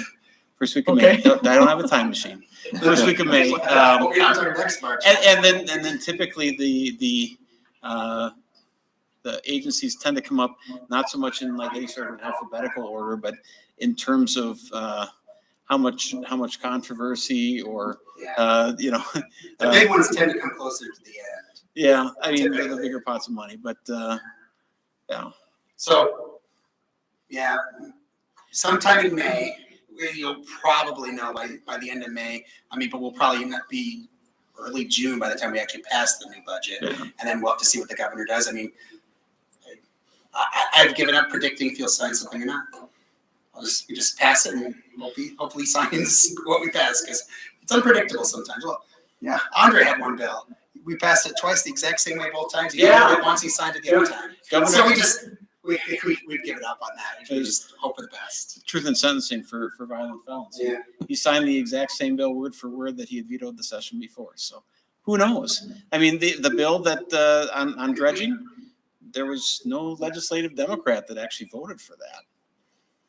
Governor signed it. We were nervous, especially I think there was some agency staff views. We appreciate your help with the letter and everything through the. We called the league governor's to make office. that We happen. talked to them. I did have a couple of Assembly Democrats say that if we put it on a roll call, they would have voted for it. No, thank you for that. And the last budget wasn't a food fight. It really was pretty well handled, given our divided government, if you will. Last one was, and we had bipartisan votes, and I don't think there was nearly the level of anxiety that perhaps there would be a veto, and the process would restart. And what did that look like? As the prior session. I think it was very much up in the air. What was the governor going to do 2 budgets ago? But he's ultimately signed both of the legislative budgets that we sent to his desk. So. Good. Anybody else? Yes, Jeff. One thing I got to say is shared revenue was very, very important to us. Not just us, but other cities around the state. Please don't use it as a bargaining chip, or allow the rest of people to use it as a bargaining chip for the final thing that you want pushed through. You know what I mean? Little give and take. I don't think Be kind to us. I don't think that's going to be the biggest fight in the budget. I think there's going to be other issues that come up related to things they want to do in Milwaukee. I guess we'll see. Yeah, I think certainly, whether it's as part of the budget or another omnibus bill, there's typically always some packaging done, but yeah, I mean, I think there certainly will be pushback from myself and others that want clean bills as opposed to what we call Christmas trees, where it's what things can we throw in there that might be counterproductive or, yeah. Crap, just call it crap. Okay. So crap in there sometimes. You guys made mention of Milwaukee being a problem. Do you feel that you're gonna have to give up a lot of this extra budget or this extra revenue to Milwaukee just to get certain things? I expect, like every municipality, they will have some sort of benefit from whatever we pass related to shared revenue. I also know from the numbers I've seen, that's not gonna be enough for Milwaukee. And that's why there's gonna be other very serious discussions about Milwaukee right now. If we do nothing, if we just continue current revenues for everything, let's say we don't pass the state budget, we keep current funding levels, right? City of Two Rivers, City of Manitowoc, De Pere, Green Bay, they wouldn't like it, but they could probably make things work. Milwaukee is facing hundreds of millions of dollars in shortfalls because of the irresponsible budgeting that they've done, and they're facing very serious problems where, if we do nothing, the city of Milwaukee will be bankrupt. And at the state level, that's why I've always kind of pushed GAP, or generally accepted accounting principles, in terms of the way that we put the budget together. And Shay was talking before about there really isn't necessarily an honest accounting. I mean, we have a cash accounting system. So in the past, you've had bad behavior, I would say, from administrations of both parties in terms of what they call scoop and toss and deferring debt payments and things that aren't necessarily prudent fiscal management, but it looks better on the balance sheet. And, so unfortunately, Milwaukee for some time, while the state has, done a great job of managing its pension liabilities. And that's half the problem. Yeah, Milwaukee is kind of alone in the state in terms of having the separate pension system, and they have, kicked the can down the road. They have not addressed some of the structural issues, and there continue to be some questions about some of their spending priorities on different projects and things where they aren't necessarily understanding the realities of the situation they've been in for some time. Even after a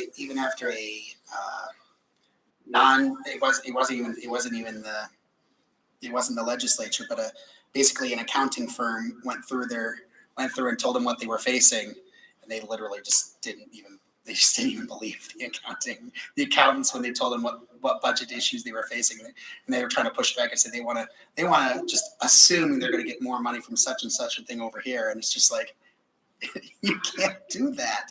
So I think I think we are mostly in agreement. Democrats, Republicans, Senate, Assembly, Governor.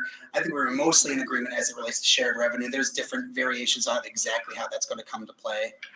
I believe the big fight is going to be over what do we have to do for Milwaukee that we're not.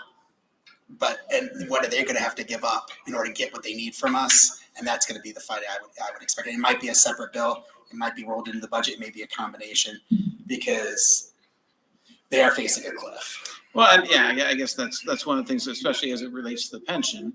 The state is going to have to kind of get certain assurances in terms of the way that things are going to be managed going forward, because we obviously can't change existing accruals in terms of pension. But it is something where you want to have, you want to not make the hole any deeper going forward. And I think, it'll be interesting. Anybody else? Thank you both for your time. We generally appreciate everything you've done for us to the state, for our city. So hopefully you keep the good fight going. We appreciate everything you've done and appreciate your time here tonight. Thank you for having us. Thank you.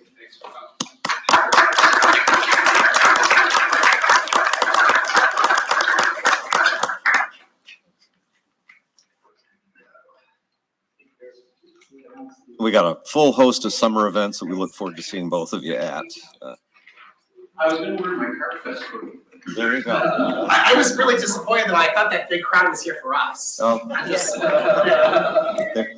They're friendlier than most crowds you face or we face. I'm trying to say.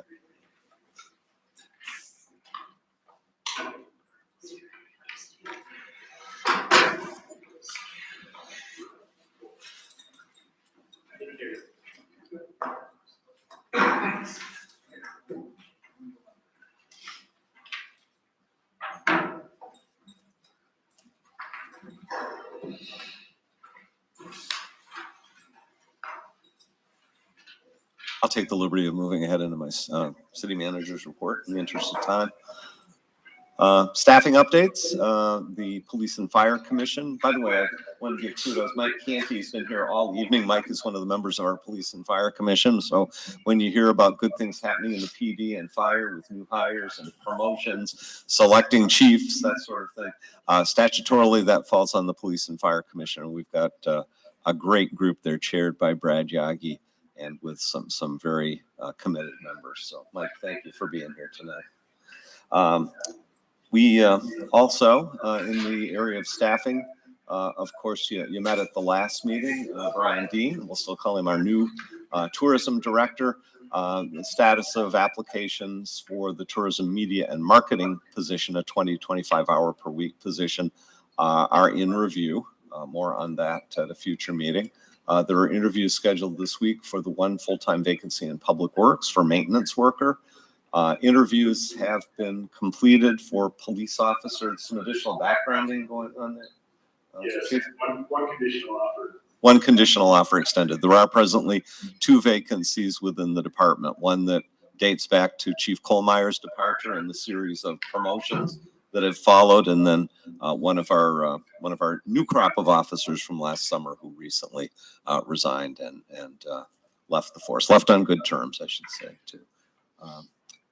And firefighter paramedic, the additional position authorized by council at the last meeting, is posted with an application deadline of the 28th of this month. And the chief is optimistic we can take some action then and get that staffing relief, which we very much appreciate council support for.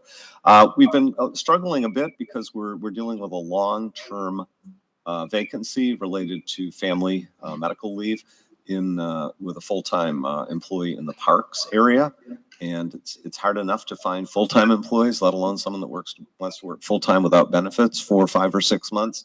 Pleased to report that our recently retired, but long enough retired, water director Ross Blaha is going to be stepping into that position. So joining the team at Parks and Rec, and we know that it'll be a welcome addition there.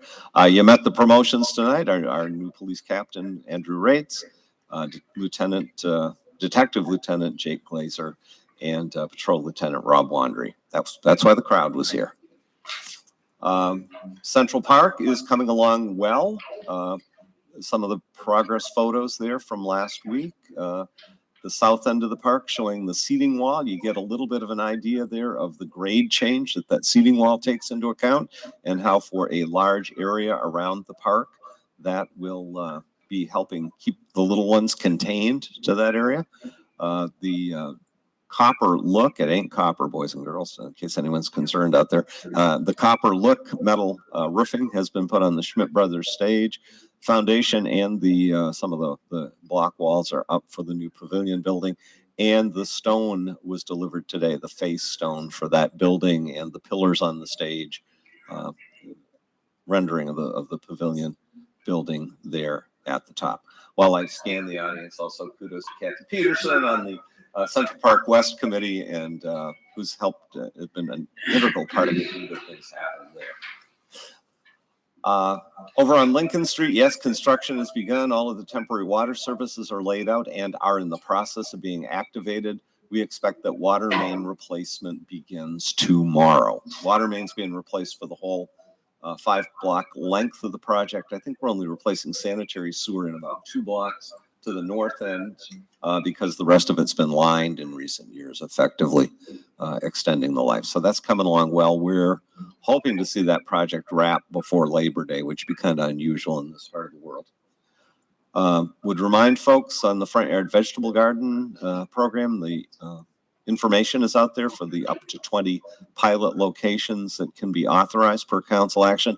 There is an informational presentation Thursday, May 4, 6 o'clock at Leicester Public Library. Darla, any additional comments on that from EAB? No, we just hope that, and this will be promoted as well when we're promoting the gardens themselves. And it is capped at 20 properties. EAB would love to see all slots filled. And so we're working diligently just to get the word out because we want it to be a successful program. But the only way that can happen is if people know about it. So if you're interested in doing this, come to the informational presentation and we can answer all your questions. Yep, and direct inquiries or make your application through the Public Works office, engineering office here at City Hall. I think it was last week, Tuesday, the docks went in at Vets Park. That had been a question at the last meeting because all of a sudden it was spring before winter came back and people want to get on the lake and the brown trout were biting. So pleased that those docks are in over at Vets Park. The next thing was just some stats, just some interesting statistics that our Public Works Director presented recently to Two Rivers Rotary. They found them interesting, so we thought we'd share them here as well. Just kind of infrastructure 101, but kind of eye-opening when we talk about budgets, when we talk about capital improvement plans. Our little city of 6 1/3 square miles, hanging tough at north of 11,000 population, does have a total of nearly 58 miles of local streets. So we've got some connecting state highways and county trunks like Double V and O that are within our city limits. Total streets of almost 65 miles, which is a whole lot when you think about it. Primary streets, state highways. We have traffic signals at 7 intersections, 5 bridges within the city. You have some mileage there for sewer system, Storm at 40 miles almost, and 65 miles of sanitary sewers. Again, storm sewer is less because often streets were designed just to drain the intersections. Everything goes from mid-block at grade to the intersection where thankfully for sanitary, you have a pipe that comes all the way to your house. Doesn't work otherwise. But that's a lot of responsibility there. Wastewater plant, the typical design is for a typical flow of a little over 3 million gallon a day. Maximum flow capacity, 7 million.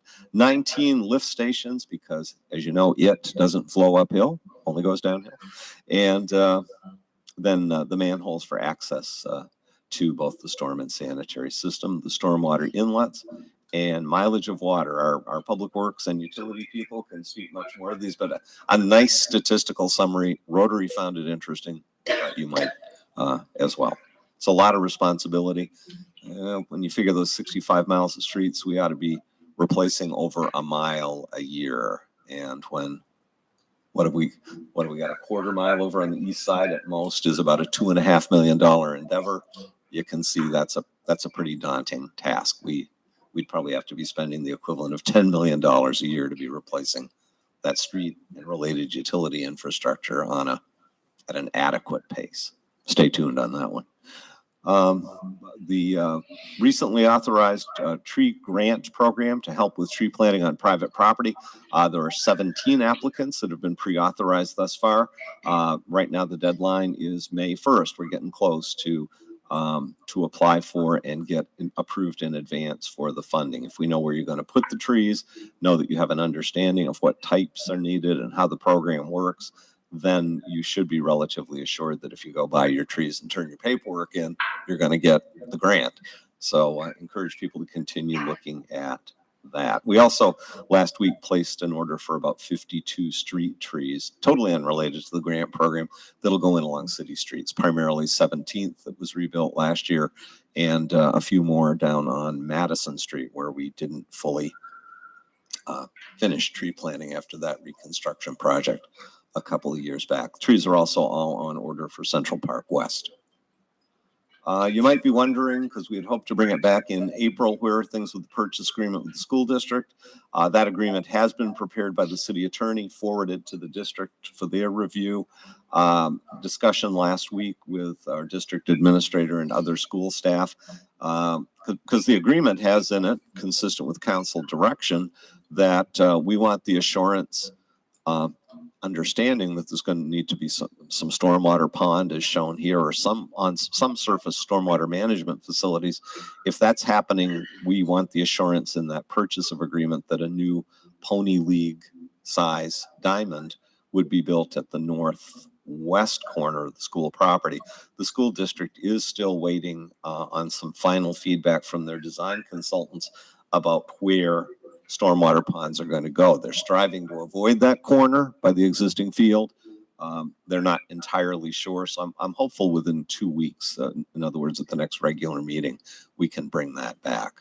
Because unless we know for sure that the city and our Parks and Rec Department are comfortable with the accommodation of that field, otherwise we want the assurance there's a brand new field built at that other corner.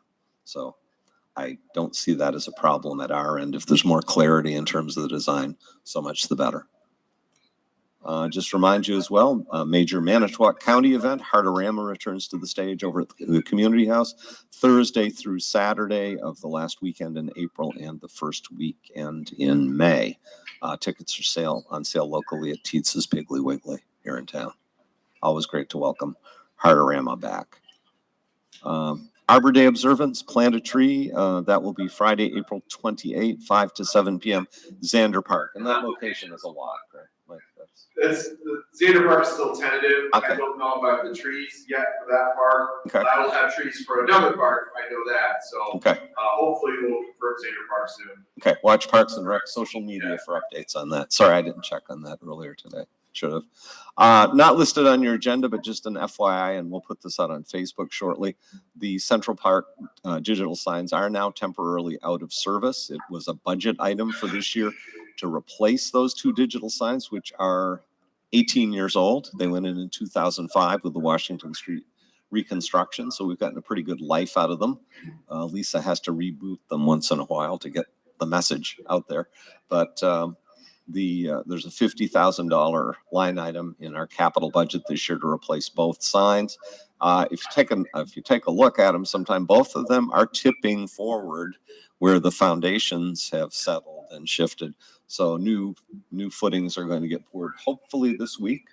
The same face stone veneer that's going on the Central Park improvements will go on them, and the new boxes with the digital, much higher resolution digital inserts will be as shown with the cabinet there is on the right. There's one for Central Park West, one for Central Park East. So doesn't look like a headboard anymore, just a nice clean straight line. And that's all I have. I just had to share this photo out of our yard this morning at home where the magnolia was blossoming early yesterday and it was frosted today. So those don't usually come out till Mother's Day, but we at least we didn't wake up to 18 inches of snow on the ground. So It's true. that's my report for tonight. Question as it relates to the school. Mhm. If they don't do that ball diamond up to the west, does that come back before us? Because the original plan was as is. Well, the whole agreement needs to come back. So Okay, that's what I was asking. Yep. Okay. I just wanted to make sure not that council gets blindsided and says, hey, well, we agreed on this, but now it's this. Yeah. Okay. Yeah, you're right. One of the conditions that was part of that commitment changed. By the way, I forgot to mention on Central Park signs, we fully expect the new signs will be operational before Memorial Day weekend. So 5 or 6 weeks out. Charter's not involved in this one, or we think we got a lock on it. All right. That's the end of your report? Yeah, if I could, and I hit up our state reps about this earlier this afternoon at the listening session. It's kind of not one of the huger issues, but some of you will remember 6 years ago, just as the city was pursuing right-of-way acquisition for the Raider Trail out to the high school, it was budget time in Madison, and one morning we woke up and found out that the legislature had stuck a provision into the budget bill, which then was signed by Governor Walker, that prohibited municipalities from that point forward in using eminent domain or condemnation to acquire property for pedestrian ways, was the term. And that made us a little nervous at that time because, again, we were just starting to reach out to those private property owners along Lincoln Avenue to acquire the additional right-of-way that was needed for Raider Trail. Happily, even though that, I think, bad legislation became law, happily, all of those folks were very good to deal with, and they were compensated very nicely for their property, and the project happened.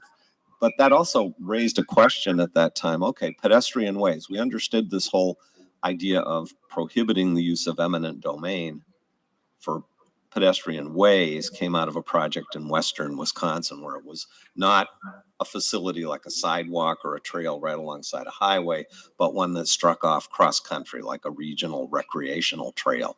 And somebody's ox clearly got gored and they got things fixed in the legislature without public hearing or without talking to local units. But that sort of left open the question, well, do these pedestrian ways include if you need more right-of-way next to, as part of a city street to fit sidewalk in? So you're widening a street from 2 lanes to 4, or maybe it was just an old street that didn't have sufficient right-of-way. There has recently been some clarity on that with the Wisconsin Court of Appeals decision on a case out of the village of Egg Harbor. And actually it was for a proposed village sidewalk alongside the Shipwrecked Brewery and restaurant right in the middle of Egg Harbor. And the appellate court essentially ruled that pedestrian ways include sidewalks that are being developed or to be constructed as part of a municipal street or a state highway. I think the court said effectively, not all pedestrian ways are sidewalks, but sidewalks are pedestrian ways. Now, maybe that'll get appealed up to the Supreme Court, but I did make an effort this afternoon to point out to Andre and Shay that while it may not be the biggest issue in the world, cities can still condemn property, and you would never take lightly a condemnation action, but you can condemn property for parks, for tennis courts, for wastewater plants, water plants, roads for vehicles, but not for sidewalks that people walk on. And in cities, big cities or small cities like ours, those pedestrian safety considerations are pretty important. So certainly that was news to them, as I understood it, and it's reported in one of the recent league updates where it talks about various appellate court decisions. And I would hope, unless it gets overturned somehow, which I guess would mean state Supreme Court, which may be changing from what I heard. I don't know if that's good or bad for this issue, but that's one we might want to keep an eye on, because it's kind of silly, I would think, to tell cities you can't ultimately use condemnation, which you can use for all these other things if push comes to shove, but you can't do it to keep pedestrians safe walking along a city street. And that's what happens when you make public policy in the middle of the night as part of the budget, rather than hearing it out. So I'm off my soapbox. That's my report. Thank you. All right, on to the consent agenda. Under A, we have presentation of minutes. There are 2. We have a city council regular meeting of April 3rd, 2023, and a city council special meeting of April 12th, 2023. Recommended action is a motion to waive reading and adopt the minutes. Under B, minutes of meetings, we have 7. The recommended action is a motion to receive and file. Under C, department reports for March of 2023, there are 9. The recommended action is a motion to receive and file. Under D, we have a recommendation from Plan Commission of their meeting on April 10th, 2023 for an ordinance amendment pertaining to drive-in and drive-through establishments in the downtown area. Its recommended action is to set public hearing for Monday, May 15th at 6 p.m. Under E, applications and petitions, we have an application for a temporary Class B/Class B retailer's license application, Foundation of Kiwanis Club of Two Rivers for the period of July 2022 to 2020. Oh, no, I'm sorry. Those are the dates. For July 22nd to 23 in 2023. Oh, wow, I've really got that messed up. Kiwanis Club for Two Rivers for the period of July 22nd and 23rd of 2023 from 10 a.m. to 11 p.m. for the Two Rivers Fish Derby and Festival, corner of 22nd Street and Polk Street at Walsh Field.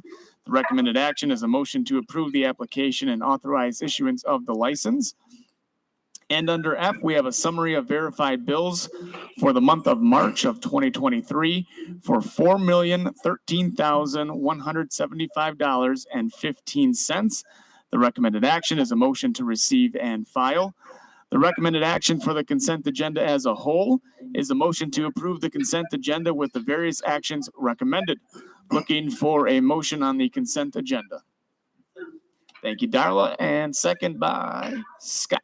Thank you very much. Any council discussion? Did everyone understand the Kiwanis Fish Derby thing? Okay. Yeah. It took twice, but. I just have a question about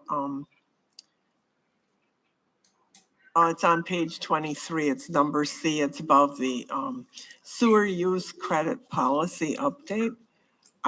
Could you explain that? Maybe other citizens would like to understand it. I wasn't quite sure if it was like a punishment when I was reading your little note. We don't call anything a punishment. It's outwardly in our code. Matt. We had, well, before I got here, it sounds like there was a few entities that had water leaks within their, beyond the water meter, and they were granted a credit back to the sewer service. The former municipality that I had come from had a long process in order to grant these type of invisible leaks. And in my tenure here since October, we have come up with 2 additional properties that have had leaks. And it's based upon then water service being billed, but some of this water never reaches the sanitary sewer or may reach the sanitary sewer, but ultimately they say it's clear water. It never made it to our sewer. Therefore, why am I getting billed for sewer service that never occurred? So the burden of proof kind of goes back onto the property owner. And the way it's, well, originally the way it was written, it was a big elaborate formula. We actually created it or modified it quite nicely, that if the water goes down any type of drain, floor drain, toilet, whatever, they get 0 credit. If they can show that the water just somehow or another got outside, infiltrated into the ground, they get 1/3 the difference from the previous billing to what they got billed this time, and that would be their credit onto their next bill. Thanks. Anybody else? All right, seeing none, all in favor indicate by saying aye. Aye. Anyone opposed? All right, that brings us to the city council formal items. We have 3 of those. Oh, yep. go I'm ahead. sorry, I should have pointed out earlier, if there aren't any objections, I'd like to ask council to consider taking up out of order item C. Our postmaster, Danielle Downing's been here very patiently through a fascinating meeting, I'm sure. But I figure maybe it would be good if we could address the request related to post office parking next. You got it. We Thank will you. start with C. So city council formal items, we have 3 of those and we will go out of order. We will start with C, which is to authorize modification to parking restrictions applicable to 4 on-street parking spaces in front of the U.S. Post Office on 18th Street from 12-minute parking from 7 a.m. to 6 p.m. Monday through Friday, except holidays, to post office customer parking only. 15-minute limit Monday through Friday, 7 a.m. to 5 p.m. and on Saturday, 8 a.m. to noon, except holidays. The recommended action is a motion to authorize the change as requested by the postmaster and recommended by the police chief. So we'll get some background here from Greg, because that's a pretty long Those would be some pretty long modification. signs, I understand. Obviously, we've had some new development in the downtown with the revitalization of what was a dead property at Wells Fargo with Cool City Brewing. We have some construction going on West Park that is at least temporarily cut back on some of the parking in that immediate area. And in talking in recent weeks with the postmaster, there have been some concerns. The focus at this point is on making sure that those 4 on-street spaces in front of the post office turn as they are expected to, that they're being used by postal customers. She can explain and has shared that the most frequent problem appears to be in the home stretch of each business day, that 4 to 4:45 period when businesses are dropping off mail, when customers maybe that got off work during the day are going there. I know the post office is making arrangements for improved signage for the off-street spaces, 5 or 6 of them that are available for post office patrons. and maybe available after hours for the public, I think, with some improved signage. So I don't know that the intent is ever to enforce watching people where they go when they park, as long as they're there 15 minutes or less, but to at least make it clear these spaces during post office hours are meant to be for the post office. And 15 minutes just seemed to make a little more sense than 12. That's kind of an interesting number. We're not sure where it came from. So. Okay, and that was kind of worked out with police chief and our postmaster, I take it? Yes, okay. Yeah, if you don't mind. Go ahead. So we had been proactive with it as well, just really getting out with our CSO, watching to see exactly how much of this is happening, and there was quite a bit. I also met with Cool City because, as the postmaster had mentioned to me, they're strong supporters of Cool City and the business there. I spoke with Kurt Andrews over at Cool City. He's aware of some of those issues, really kind of, what can he do? And it also goes vice versa, where he has mentioned to his drivers, that this is the side that you're supposed to be on for deliveries. However, just as she mentioned, and we witnessed even, deliveries will still go on the other side, and it may be for a short period of time, it may not. And the other part of it is because that's blocked off, then there might be post office then on the delivery side to go over to the post office. So I think Greg said it best. It's good that we have a parking problem finally in Two Rivers, because we have some thriving stuff going on, but really kind of managing it moving forward before something happens. So we were looking at different things. We started out with just enforcement, with getting out and instructing people and letting them know, hey, this is actually improper. We looked at signage. I like the fact that she's looking at different signage on our parking lot. However, I think we have some kind of confusing signage outside. It was pointed out by our CSO that the 12-minute, and really quick looking, it looks like just another 2-hour parking, and it's relatively close to the 2-hour parking. So maybe changing it to 15 minutes would change that commonality. And then you have 2-hour parking that's leading the first stall and then not until the last stall. So there's all that question in between. So there's a lot of different ideas out on the table, and I think it's smart to move forward. I think the problems are going to be the more success you have there, and then with summer coming up, you may have people parking reasonably because maybe they're too intoxicated to drive, which we would encourage them to do so. However, parking in a location that's legal, and then it's not going to obstruct the business the following day. So we may be back. We may be talking with Public Works Committee. This just seems like a reasonable first step. And we appreciate our local post office advocating for good customer service, because it's a very valuable part of our downtown. I still wish the mail trucks left from their room, and that's another issue. But they'd take up parking, I suppose.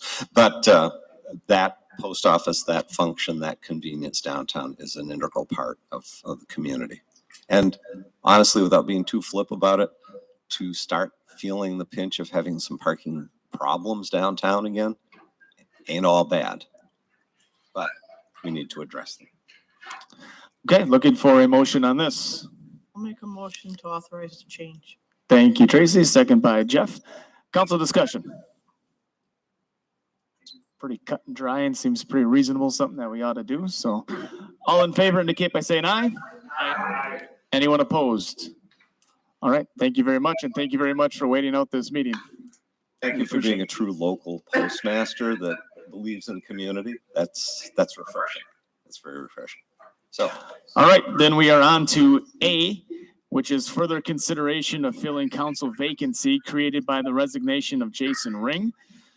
Recommended action is council discretion. So we will take that up. Greg, anything you want to walk into this prior to? Previously, I had been approached by a couple council members, as is identified on the agenda, saying maybe this is an issue to revisit.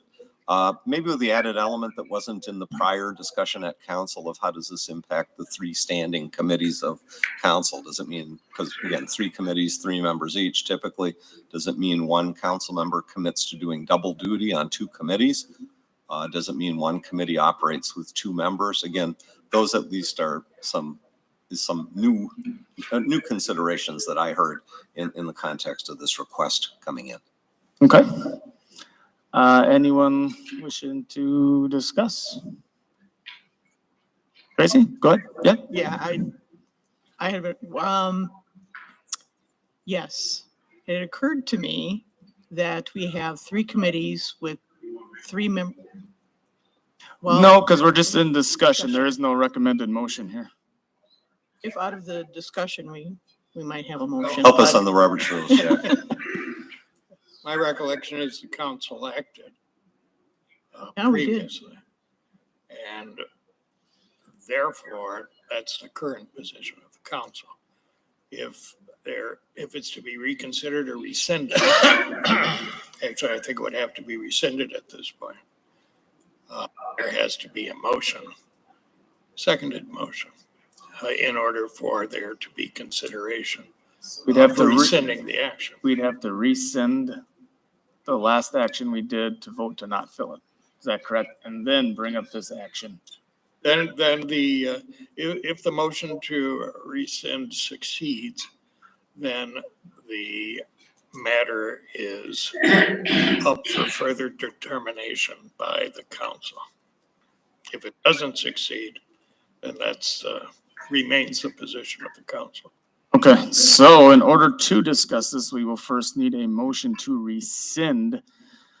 When we considered filling the council vacancy resignation of Jason Ring at, I believe it was our last council meeting. So we will need a rescind on that. Do I have a motion to rescind that action? I'll make the motion to rescind the action since I made the motion. All right, thank you, Tracy. Do I have a second? Darla, council discussion. Anyone want to discuss the rescind? I'm saying, well, by making a motion to rescind it, we'd have to rescind it so that we can have a discussion on what. Saying before we. But I think she understand that I can't Well, until we rescind. can a council member, Yeah. Speak to it. I think she can speak to I that. think you can speak Sure. to whether or not it should be rescinded, whether or not you think it should be rescinded. I see. If you do rescind it, and it still has to be voted on, it comes up once again before the council. And the council could either decide differently or make the same decision it did before. Excuse me. Floor is yours. Okay. Because of the standing committees, I wanted to revisit it so that we could at least, if we don't fill it, determine how we're going to fill the seat left empty by not having a full complement of city council members. Okay. Okay, and my concern is that, if it was only going to be for a month or two, that we were going to be down one, that is, I think, fair. But this is an entire year, and having an even number of people, is setting us up. I mean, hopefully we don't have a lot of instances where it is like split evenly, but that's bound to happen. And then what do we do? I think that plus the standing committee issue really warrants us looking at filling the slot. And I know one of the things that we had talked about previously, and I was against it, but now that I've had more of an opportunity to think about it, it kind of makes sense, is to go with the fourth person that was on, who came in, the person who came in fourth on the ballot for our last election. That's one way we could do it, and it would be nice and tidy, and that person has already been presented to the city. They already had their say. So that's kind of where I'm sitting, but I really honestly, in my gut, I think we need to have those 9 people. We need to have that tiebreaker in there. Okay. Anybody else? Jeff? There were an awful lot of undervotes on this. Had we told the people that we were going to do this before, there's a lot of votes that would have been changed because there was like 1,000 undervotes or so. There was 1,942. Right, that's a substantial amount of people that undervoted, where had they known they were actually voting for 4 people, that would change that whole dynamic of the election. Anybody else? I'm not gonna vote to rescind it because I've been observing a lot of people saying they didn't like the vote, council people. And so we're gonna bring it up again. You know, there's times I voted too, where I was sorry that I even voted for the way it went. But I guess I felt like I have to take my kick in the teeth. I would not vote to rescind this either. I didn't like filling it the first 2 times, to be all honest. It should be something that I truly believe is up to the people to put those people in the place. And I think Jeff made a good point there. The election could have turned out differently had we shared that we were going to take the next person running up, and we chose not to do that. When we started talking about this, and I guess Sunday morning quarterback, you can say, now that the election's in, everything's done, now let's do it. Kind of sounds like doing it backwards, kind of, Aaron Rodgers shouldn't have thrown that pass. Well, that's easy to say after the pass is thrown. It's a lot harder to do it, and when the pass is being thrown. To put it in an analogy, I guess. Even on a tiebreaker, it fails because it has to get the majority of council, which is still 5.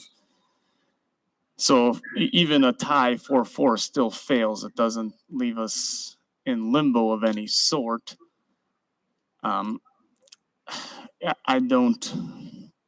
I don't want to recommend or sit here and place somebody on council that is supposed to be elected to this job. I take that very seriously. And again, we've done that before, and I never liked doing it. But we did it. And through those experiences, I haven't liked any of it. So with that said, I would not vote to rescind this and do that. As far as the 3 people on the standing committees, that raises a good point. Hopefully someone on here would be willing to take on 2 of those. So I don't think we should leave a committee with 2.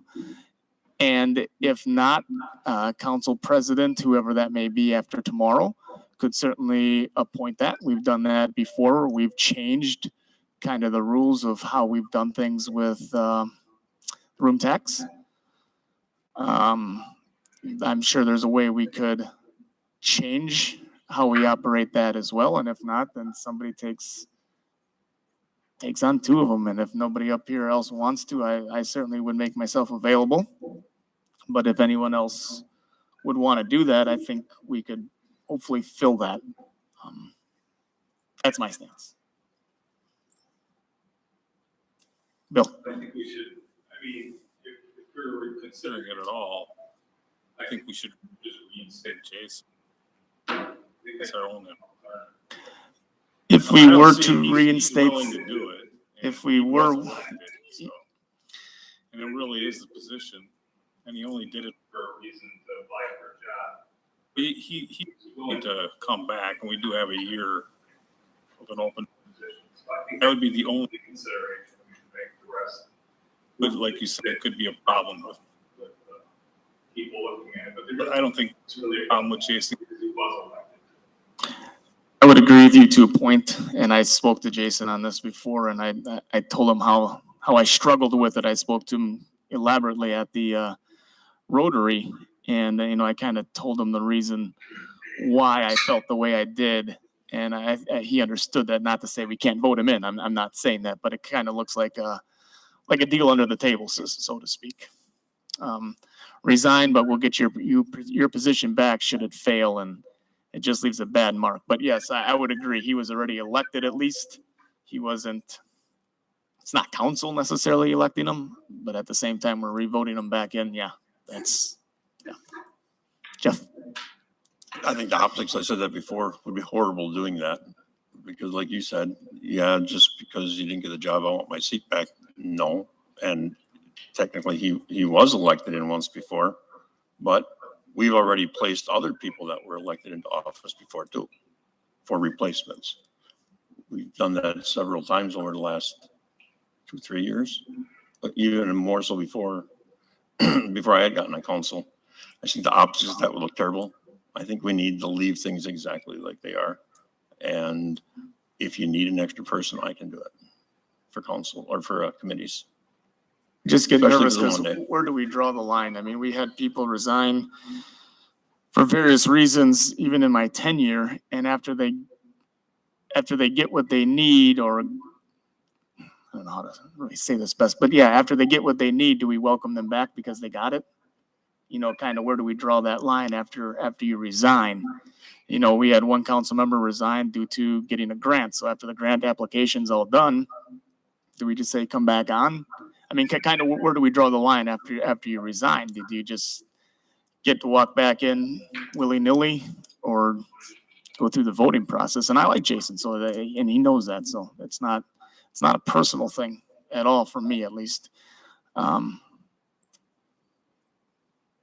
only fair way to do it would be a special election, and I checked with Amanda today, estimated $6,300, not counting staff time. Do we want to spend another $6,300 for this? Since we are inside of a year now.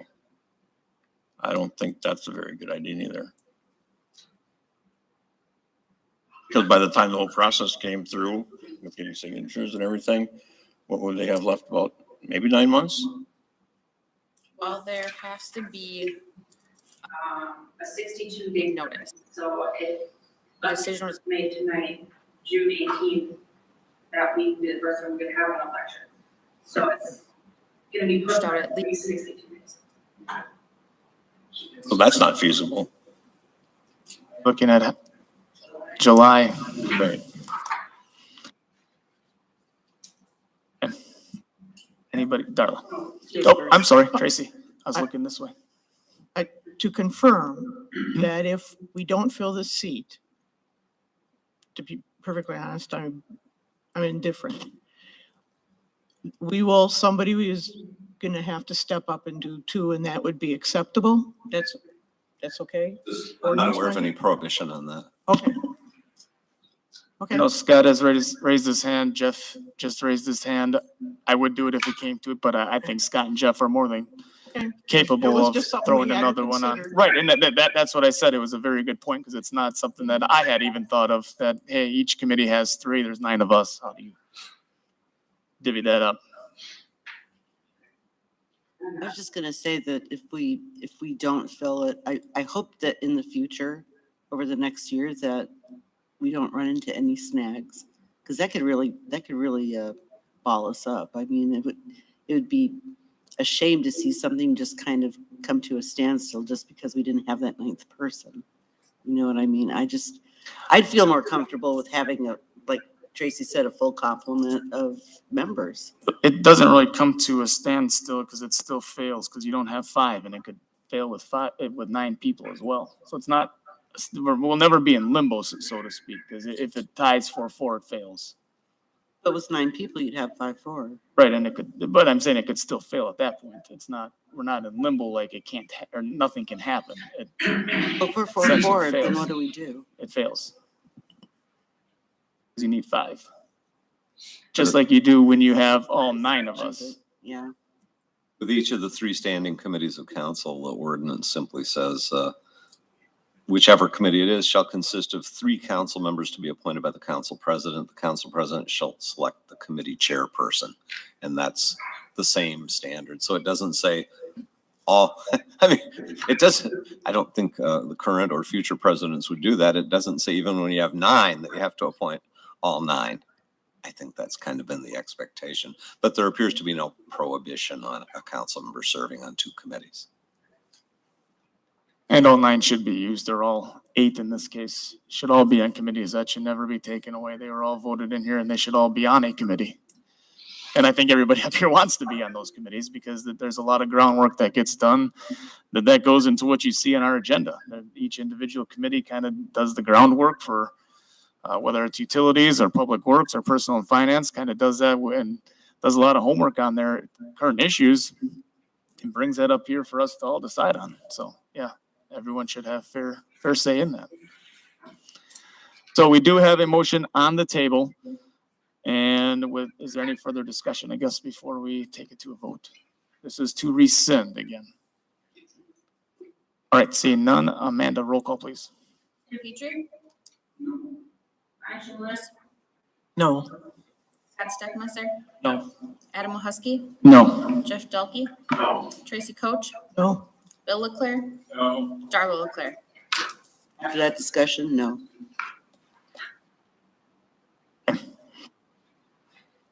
Good discussion. Hopefully we solve most of those problems. And again, I don't think we should end up with 4-4 ties. I really don't. I think we're all adults that know how to work together. I don't think we are state government or federal government. I think we can work together to make everything work. And I think we've proved that in the past. I mean, I think that's true. I mean, we have. I mean, you look at 365. There's people that wanted things all different ways, and we could have voted stuff down, but no, we said, hey, what can we get you? What can we get you? How do we make this work together? And we did. I mean, most things pass out of this council, even when we have 9, they pass a lot of times with 9, and at worst 8-1. I mean, I think we've done a really good job of making sure that we have the majority of the people on board, as we should, because we should all have a good say and some give and take. That's what we're about. So. All right, thank you. On to B, which is the last one. City manager's appointment to the Environmental Advisory Board. The recommended action is a motion to approve the appointment of Shannon Derby to the Environmental Advisory Board to a term expiring May 1st, 2024, filling the vacancy created by Kate Gadd. Self-explanatory, but Greg, walk us. Self-explanatory. Ms. Derby had followed, as you know, not that it's material, had run for council recently. Last week had expressed an interest in serving on the EAB. And last week followed up by submitting the application that's in your packets. There is one remaining vacancy on the EAB to be filled. So if there's anybody out there with an interest in things related to stormwater and front-water gardens and urban forestry, some of the sustainability, which is a discussion I know the committee wants to have in the future about maybe a name change that at least brings sustainability into it. We're taking applications. Yes, we have this is just a quick plug, but we have terms expiring on other boards and commissions and committees as well. Yeah. So if you want to go on any of those, there is a spot on the website where you can fill out your volunteer application and get to know the board or committee. There's great experiences out there, but there's a lot of terms expiring. So we'll be publicizing those on Facebook and other media. So thank you.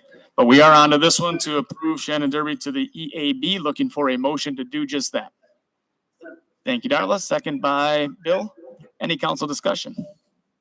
Yes. You kind of answered my question. I was going to ask you how many applicants there were, but if we still have an open position, obviously. Still have an there's open only one. position. Yep. I'm not sitting here guaranteeing that every applicant just gets a free pass as a recommendation from the city manager council, but I'm not aware of anybody else at this point who's applied to be on the EAB. Yeah. I just was curious. We had more people there. I think listening to the forums, this is a perfect fit for that board. So it should be an easy one. All in favor indicate by saying aye. Aye. Anyone opposed? All right. For information only, Greg. Just a reminder, big meeting tomorrow night. It's the annual reorganizational meeting for city council. Among your actions will be to elect a council president and vice president for the coming year. Just a reminder, those are the only 2 actions of council where statutes allow for a secret ballot or paper ballot. You'll also draw for seat assignments other than where this president and vice president sit. So that's up for grabs. Darla might take her chair with her, but as far as the locations where you sit behind the table, you'll also be asked to act on a resolution pertaining to normal order of business for regular council meetings. And I don't recall, I saw the council code of ethics there. Does that come up with each new term? Yeah, but swearing in is or is not necessary, Amanda, with newly reelected. The reelected council members, Adam and Bonnie and Darla, will also be sworn in again at that meeting. Can I get a new photo? I don't look like my photo anymore. At all. Me too, because I got the only goofy background. Yeah, and we've never done a nice or even a not nice group photo of the council. That would be good. As a group. That And would be good. I really think we ought Should we invite Jeff for that? Yeah, either for that. If he's or- available, of or a course. little Early at your next regular meeting. Sure. If, Yeah. okay, we'll put a reminder out then for the May 1 meeting. Thank you, Jeff. You're a Yep. very good photographer. Not to say Greg's not, but you're top not. notch. He's not. Your quality is right there. Yeah. So Looking again, for- reorganizational meeting tomorrow night, and to my knowledge, everybody here is going to be able to attend. Okay, very good. Got a work session on the 24th, and then a regular meeting on May 1. There's no closed session. Looking at that work session next week, Monday, I expect we may have an update on the school district interest in the property by LB Clark, and we may have some more information from the Confluence LLC, the developers of the former Eggers East property, by way of an update and discussion of possibly one more amendment on the timelines for that project, but they're advancing on both the design front and the financing front. It's good news. So if they can be here next Monday, I want it to happen. Otherwise, it would be at your meeting on May 1st. Okay, looking for a motion to adjourn. Make that motion. Thank you, Jeff. Second by Tim. Okay, well, he got those hands up quick. Any discussion? All in favor indicate by saying aye. Aye. Thank you and good night.